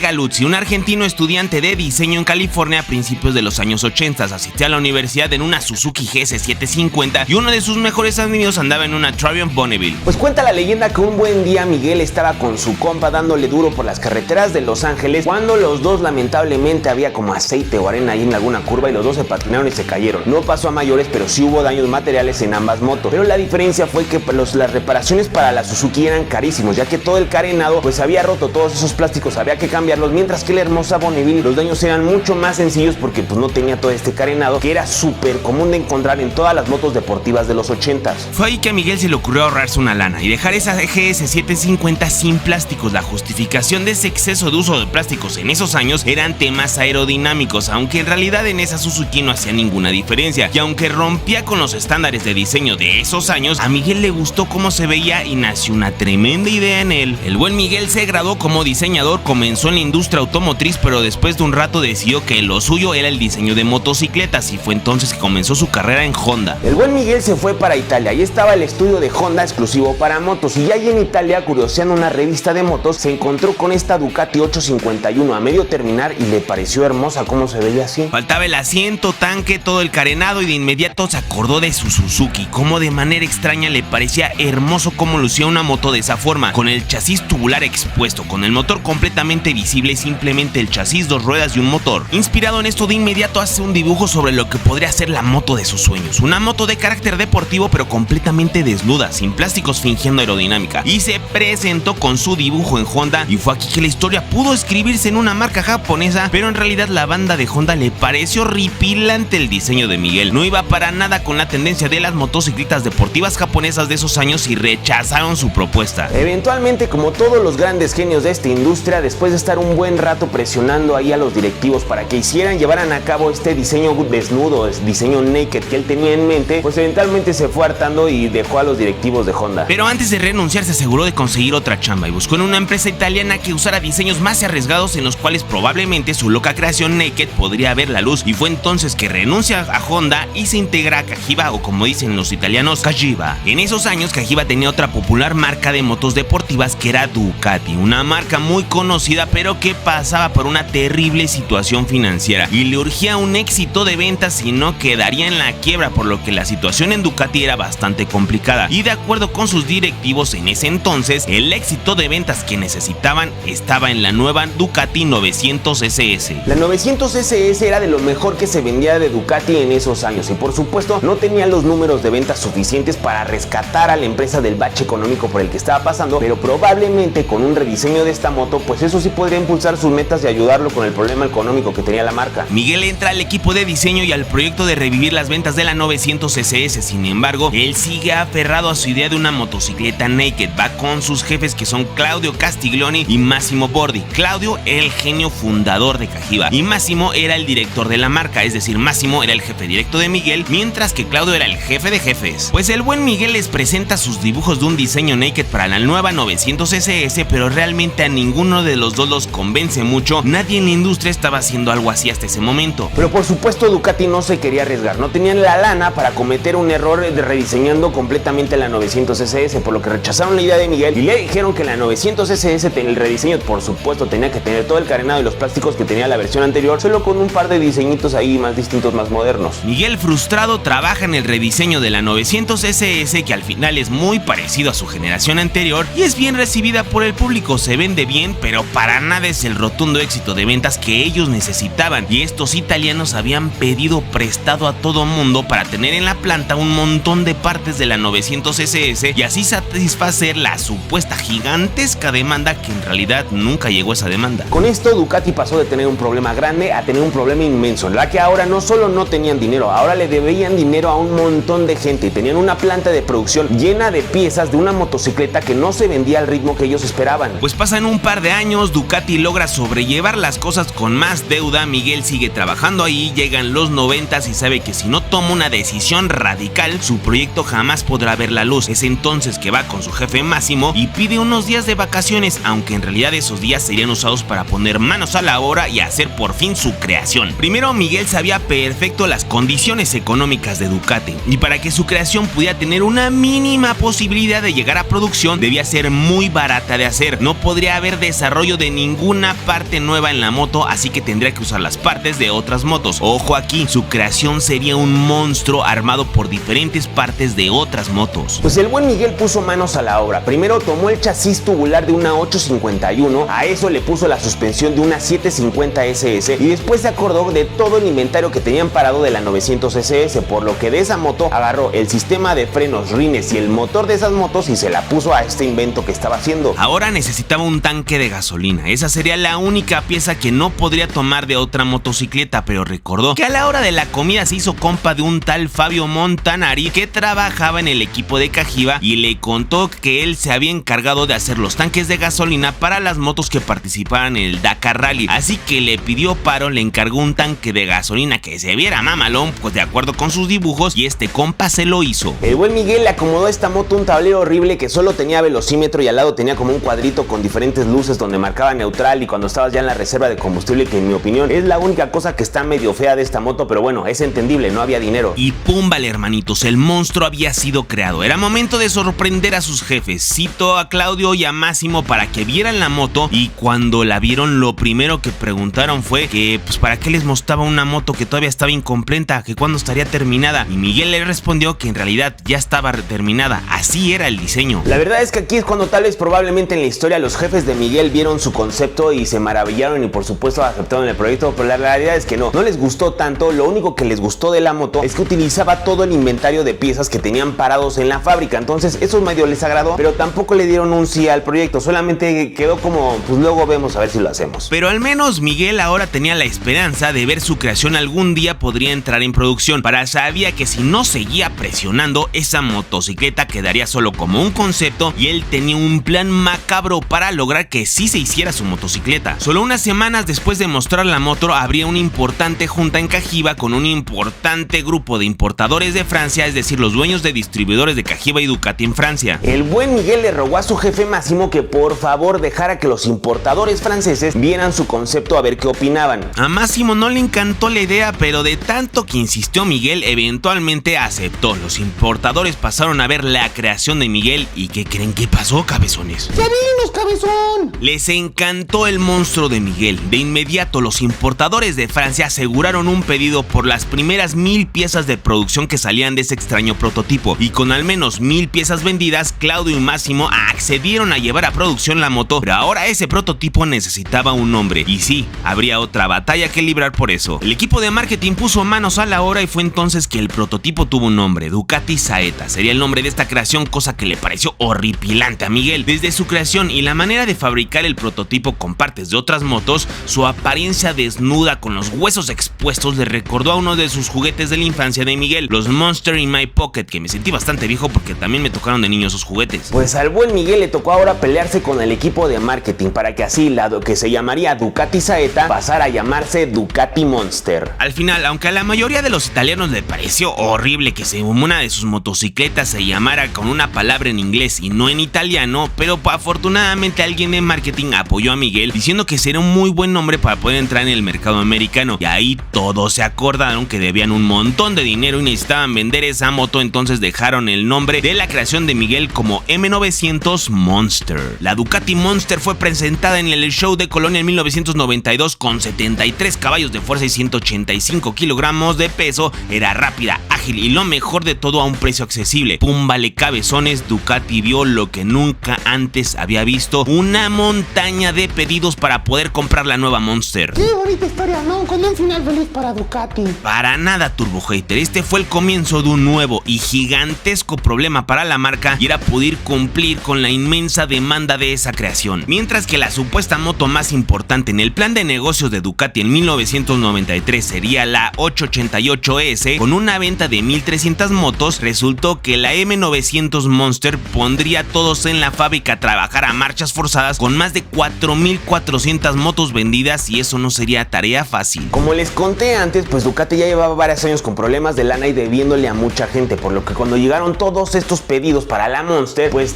obviamente Ducati quiso pedir un montón de piezas a sus proveedores, pero los proveedores ya no le querían surtir hasta que no pagara por adelantado todo. Y pues ahora Ducati tenía muchísimos pedidos, pero no tenía dinero con qué comprar las piezas y ya nadie les quería prestar dinero. Al final, como pudieron, iban sacando la M900 Monster de la planta y sabían bien que por fin se habían sacado la lotería. Y fue entonces que les ocurrió sacar una versión aún más accesible de la Monster, y fue ahí que salió la M600 Monster. Para este nuevo proyecto usaron la misma idea de Miguel, usaron partes de otras motos que ya tenían para que les saliera muy barato. Entonces usaron el motor de una 600 SS, en los discos de freno solamente pusieron un disco, y por supuesto con todo eso cerraron una buena lana y era 30% más barata esta moto que la M900 Monster. Pues cabezones, la M600 Monster rompió los récords de pedidos que de por sí ya se habían puesto altísimos en la variante anterior. La gente no podía creer, podías comprar una Ducati a buen precio que además lucía casi igual que la M900 pero mucho más barata, así que la M600 Monster, sí hermanitos, fue un brutal éxito de ventas. Ducati estaba en el cielo, derrochaban pedidos, ventas y por supuesto un montón de dinero. Después de muchos años de pasarla mal, por fin andaban forrados en billetes, y fue entonces que Cagiva hizo lo que pocos saben hacer, y es vender caro, muy caro. Y no me refiero a que vendieron cara a la Monster o alguna otra motocicleta, no. Claudio decidió vender Ducati. El punto es que Ducati es adquirido por Texas Pacific Group en un movimiento bastante interesante que amerita también video de la compra de esta adquisición de Ducati. Déjenme en los comentarios de ahí abajo si les gustaría que también les contara esa historia de motos. Pero bueno, bajo los nuevos diseños de Ducati, estos italianos hicieron lo mejor que saben hacer, y es hacer cientos de ediciones especiales de exactamente la misma motocicleta. Hicieron la M600, M600S, M750, M900, M900S, y la lista sigue así.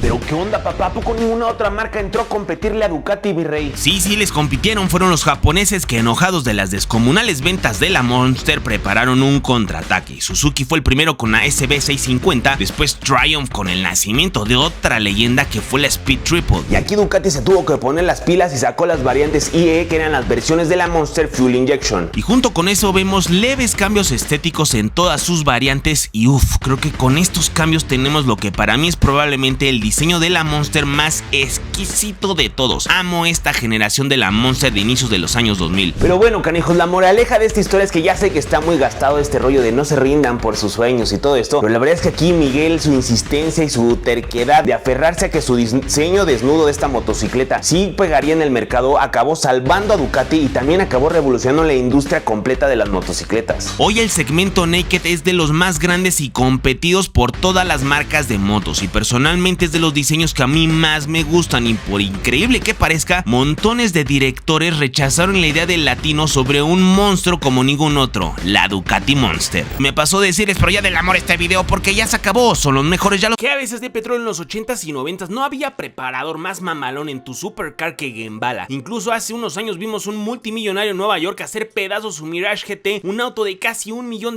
que usa como base el Porsche Carrera GT, pero últimamente no hemos sabido ya nada de la marca ni de nuevos autos preparados por ellos. Y eso es porque muchos no saben, pero hay una historia brutal de crimen organizado, lavado de dinero y gente desaparecida. Una historia que parece salida de una película de James Bond, pero no, realmente esto pasó y tienes que conocer en él. ¿Qué pedo con Uwe Gembala? A principios de los 80, si querías tener un Porsche muy por encima de lo que podría ofrecerte la marca, llevabas tu auto con Gembala. Estos locos tuneaban los 930 dejando el interior con cosas nunca antes vistas en esa época, como pantallas con reproductor de video, botones al volante para controlar el audio, podían adaptar un teléfono a tu auto y, por increíble que parezca, hasta podían poner un fax dentro de tu coche. Sé que hoy esto suena absurdo y nada avanzado, pero en 1980 esto era súper avanzado. No había ninguna marca de autos que hiciera todo esto, y por supuesto con todos esos accesorios Gembala rápidamente se hizo famoso en todo el mundo. Pronto evolucionó a no solo temas del interior del auto, también le metían mano al exterior con unos white body brutales, alerones gigantescos y entradas de aire descomunales. Pero el dueño de la marca V Gembala quería más y comenzó también a modificar el motor de manera que entregaran un desempeño brutal. Durante los 90s continuaron haciendo esto mismo, expandiéndose ya no solo a Porsche, también Ferrari, Mercedes y BMW, pero llegó el 2000 y esos diseños exagerados y muy llamativos comenzaron a perder encanto en el público, como esta Porsche Cayenne llamada Tornado, una bestial máquina de 750 caballos de fuerza, pero para muchos daba la imagen una de mal gusto, unas entradas de aire exageradas que era bastante medio difícil de ver. Oye mi rey, la neta esa debe ser la Cayenne más naca que jamás haya visto. El Carrera GT también tenía su variante Gembala llamada Mirage GT, que sí me gustaba mucho cómo se veía, sin embargo ya las ventas no eran las mismas que antes y para la crisis del 2008 el agua se le estaba subiendo a Gembala. Logró pedir un préstamo, consiguió lana de inversionistas y obtuvo lo suficiente para desarrollar un nuevo proyecto que sacaría a Gembala adelante y lo volvería a poner en el mapa como el mejor preparador de autos en el mundo, y ese era el MiG U1, un kit especial exclusivo para el Enzo Ferrari, el cual estaría limitado a solo 25 unidades por un precio que solo sería revelado a 25 afortunados que compraran el MiG U1. Ferrari solo fabricó 400 Enzos y ninguno de los 399 dueños de esos autos cometió la estupidez de dejar que tunearan su auto y mucho menos Gembala, ya que para muchos sería arruinar una obra de arte. El único Enzo Ferrari que se modificó a MiG U1 fue el que Gembala compró y modificó para hacer el prototipo. En resumen, hermanitos, no vendió ni uno y por supuesto todos los inversionistas y acreedores de la marca estaban ansiosos para que este brother diera la cara y se hiciera responsable por el error que había cometido. Sin embargo, andaba muy desaparecido, muy conveniente dadas las circunstancias en las que ya se encontraba la empresa, hasta que su esposa reportó a V Gembala como secuestro, declarando que había recibido una llamada indicándole que su esposo había sido capturado y que querían a cambio 1 millón de euros para liberarlo. Sin embargo, después de esa llamada nunca volvieron a llamar de nuevo. De inmediato la policía tomó cartas en el asunto y encontraron que Gembala había abandonado Alemania con destino a Sudáfrica. Al mismo tiempo, el gobierno alemán de inmediato tomó posesión de todos los activos de Gembala, que había sido declarado en quiebra por su esposa, y rápidamente la marca fue comprada por un ejecutivo de la misma compañía. No mames, cabezón, seguro el pinche Gembala ya tenía todo planeado para desaparecerse con el poco dinero que quedaba en la empresa y su esposa armar un teatrito de que dizque desapareció, güey. Pues eso parecía, Turbo Hater, pero no. Unos meses después el cuerpo de V Gembala fue encontrado sin vida debido a un plomazo, y dadas las condiciones de cómo se encontró llevaba mucho tiempo así. Y aquí la policía ya se puso abusada, ya que se trataba de un homicidio, y de inmediato la Interpol identificó a su supuesto victimario como Radovan Kreksir, o no sé cómo se pronuncie, pero bueno, el punto es que este güey era un loco que traficaba con diamantes, oro, personas y más cosas que no posee en este video, pero realmente este tipo era de lo peor. Pues la cosa resultó que en cuanto Gembala se dio cuenta que ya había tronado el negocio, justamente en ese momento le llegó la llamada de un contacto que supuestamente quería abrir un distribuidor de Gembala en Sudáfrica y también quería meterle mucho billete a su negocio. Esta era la oportunidad que necesitaba para rescatar su negocio, pero lo que no sabía es que este supuesto inversionista seguía las órdenes de Radovan, y una vez que llegara con él debía quebrárselo, y así fue como pasó. La razón de esto fue que años atrás Radovan adquirió un Porsche Gembala y fue así como conoció a V. Cuando las cosas en el negocio no iban bien, Radovan le propuso una solución. ¿Se acuerdan de las Cayenne Gembala que les conté? Pues el trato era que Gembala le mandara varias de esas camionetas a Sudáfrica, pero dentro de ese white body y ese difusor gigante en fibra de carbono estaría repleto de un montón de dinero en efectivo oculto. Este negocio lo hicieron por muchos años y muchas veces, hasta que casualmente tras el fracaso del MiG U1, esas Cayenne empezaron a llegar a Sudáfrica pero vacías de dinero, y fue ahí cuando Radovan dio la orden de darle cuello a mi amigo Gembala. Por increíble que parezca, nunca se pudieron encontrar suficientes pruebas para culpar a Radovan por lo sucedido con Gembala. Sin embargo, un par de años después, este caso daría un nuevo giro. Mientras Radovan llegaba a uno de sus negocios, un pequeño Volkswagen Polo rojito, inofensivo pero lleno de odio, comenzó a disparar sin parar al Mercedes blindado de Radovan. Este Polo era controlado por control remoto y tenía estas armas automáticas adaptadas al chasis, o sea, no había nadie en ese Volkswagen, el cual se incendió debido al calor de la ráfaga de plomo que se despedía de él, emitido por una locura fabricada a mano al estilo de una película de James Bond. Presuntamente esto fue un ajuste de cuentas con otro individuo y Radovan por un negocio que no salió bien, que justo fue el negocio de las Cayenne que llegaron sin dinero de Gembala.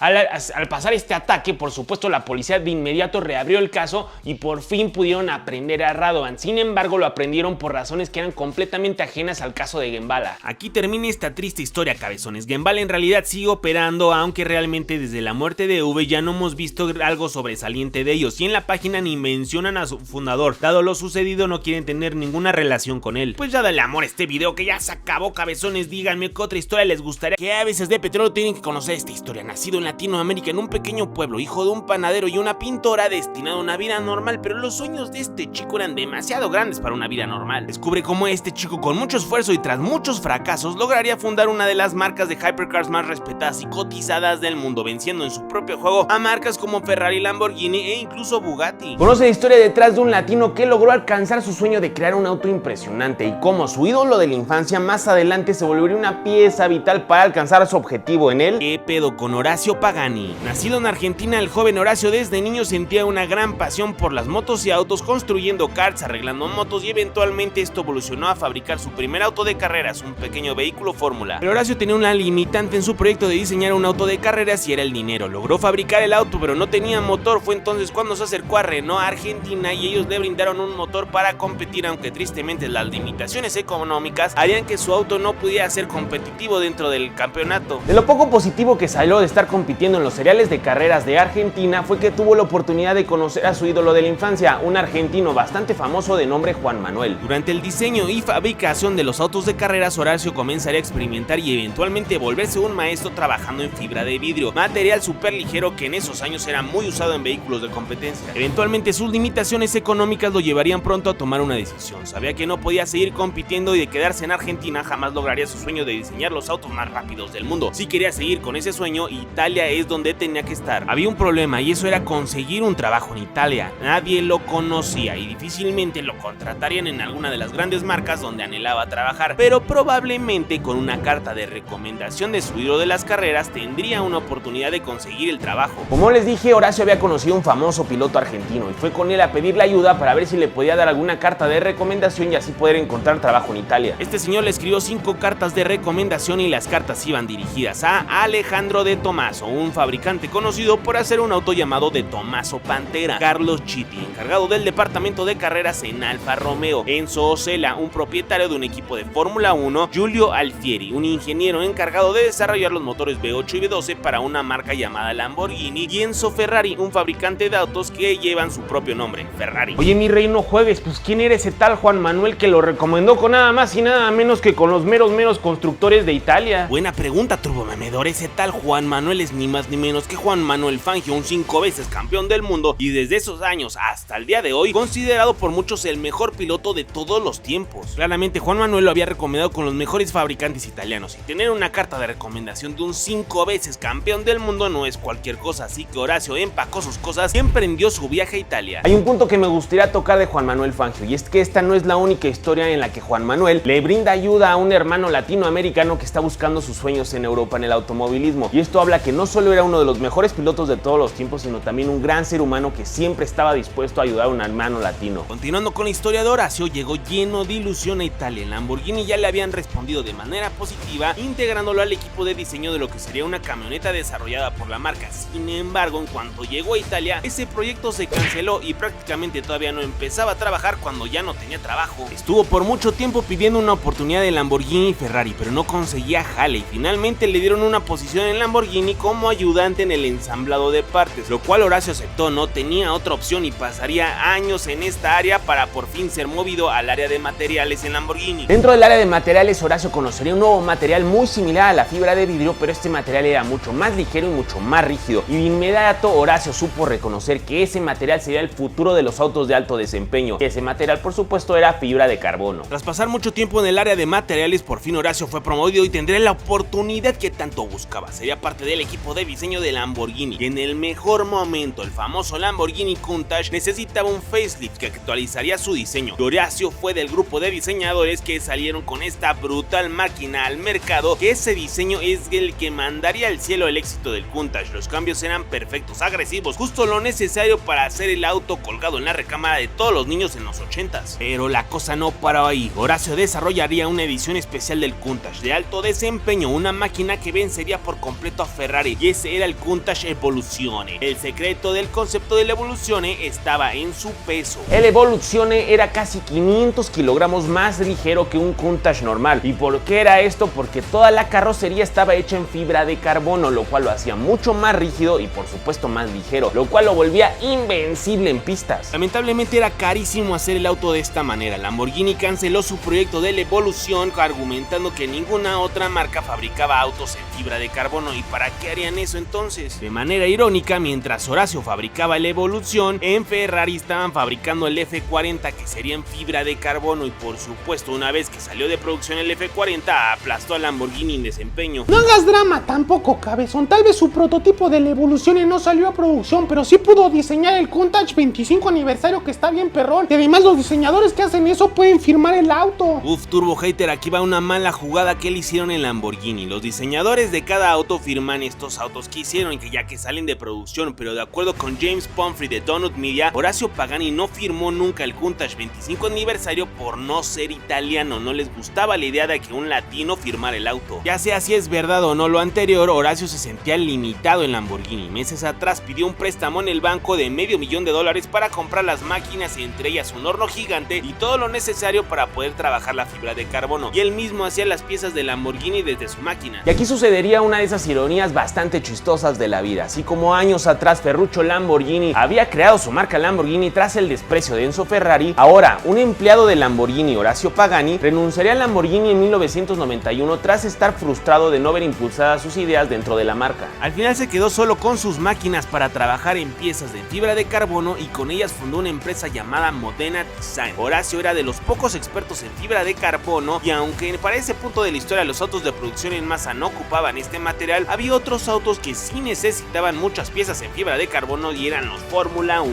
Modena Design atraería a muchos clientes que eran equipos de Fórmula 1 como Ferrari. También fabricaba muchas piezas para Dallara y hasta para motos para el equipo de competencias de Aprilia. Le empezó a ir bastante bien con su horno de fibra de carbono, y fue entonces cuando comenzó a querer hacer un proyecto personal, un auto como el que Lamborghini nunca lo dejó hacer. Horacio comenzó a diseñar lo que sería su propio superauto, y la verdad es que desde los dibujos hasta los prototipos el auto lucía increíble. A mí se me figura como una ranita súper veloz, y la verdad es que sobra decirlo, pero por supuesto todos los prototipos eran en fibra de carbono. Pero al igual que cuando era joven en Argentina, Horacio Pagani se topó con un problemita. Había desarrollado un chasis y carrocería del auto, pero no tenía un motor, y nuevamente se volvió a acercar a su ídolo, Juan Manuel Fangio, buscando un consejo o ayuda para conseguir un motor para su auto. Juan Manuel creyó en el proyecto de este latino buscando competir y vencer a los italianos en su propio juego, y le presentó a un buen amigo de Fangio que era un gran ingeniero y ejecutivo llamado Dieter Zetsche. A Dieter le gustó el proyecto de Horacio, y en favor a Juan Manuel se comprometió a ser proveedor de un motor V12 del proyecto de Horacio una vez que estuviera listo. Oye, mi rey, ser proveedor de motores V12 no es cosa fácil. Pues ¿quién era ese tal Dieter? Dieter Zetsche en ese entonces era un ejecutivo de Mercedes-Benz que era fanático de Fangio, aunque pocos años después ese Dieter se convertiría en el CEO de Chrysler Group y después de Daimler y Mercedes-Benz de manera global. Tenía una gestión bastante exitosa. Pero esa es otra historia. El punto es que Horacio ya tenía un motor, ya solo tenía que ajustar los detalles de producción y diseño de su auto, y estaba consciente que desde sus inicios hasta este punto de la historia, gran parte de su éxito se lo debía a Juan Manuel Fangio, y en honor a él pretendía que este primer auto bajo su nueva marca se llamara Fangio. Sin embargo, Juan Manuel no lograría ver el resultado de este muchacho que apoyó tanto. Lamentablemente, Juan Manuel Fangio fallece en 1995, y esto fue un duro golpe para Horacio Pagani, ya que para ese punto todavía no lograba terminar su auto y solo tenía prototipos, pero la muerte de Fangio fue lo que lo impulsó a continuar con este proyecto. Pero 4 años más adelante, enfrente de Bugatti, Ferrari y sus antiguos jefes de Lamborghini, Horacio Pagani se presenta en el Auto Show de Ginebra con su primer auto llamado Sonda C12. El nombre fue inspirado por una forma de llamarle la arena argentina. Ese Sonda montaba el V12 AMG que prometió Dieter, y al mismo tiempo a solo unos metros de él estaba el Lamborghini Diablo que prometía superar las 200 millas por hora, es decir, poco más de 320 kilómetros por hora, mientras que el Sonda también lograba superar las 200 millas por hora. Sin embargo, ese Sonda estaba hecho en fibra de carbono, por lo que lograba alcanzarlo más rápido que el Diablo. Pagani fue mejorando el Sonda poco a poco, incluso hizo una versión llamada Sonda F, que esa F era por su amigo Fangio, que tanto lo había ayudado para construir este sueño. Y desde entonces Pagani ha sido una marca que ha logrado mantenerse y ser uno de los mejores del segmento de hypercars. Creo que podría contarles cómo va Pagani hasta ahora, pero ya será material mejor para otro video, porque este ya duró mucho, así que ya solo queda que nos ayudes dándole una manita arriba y nos dejes algún comentario sobre qué otro video te gustaría que hiciéramos. Son los mejores, ya lo saben. Hasta la próxima.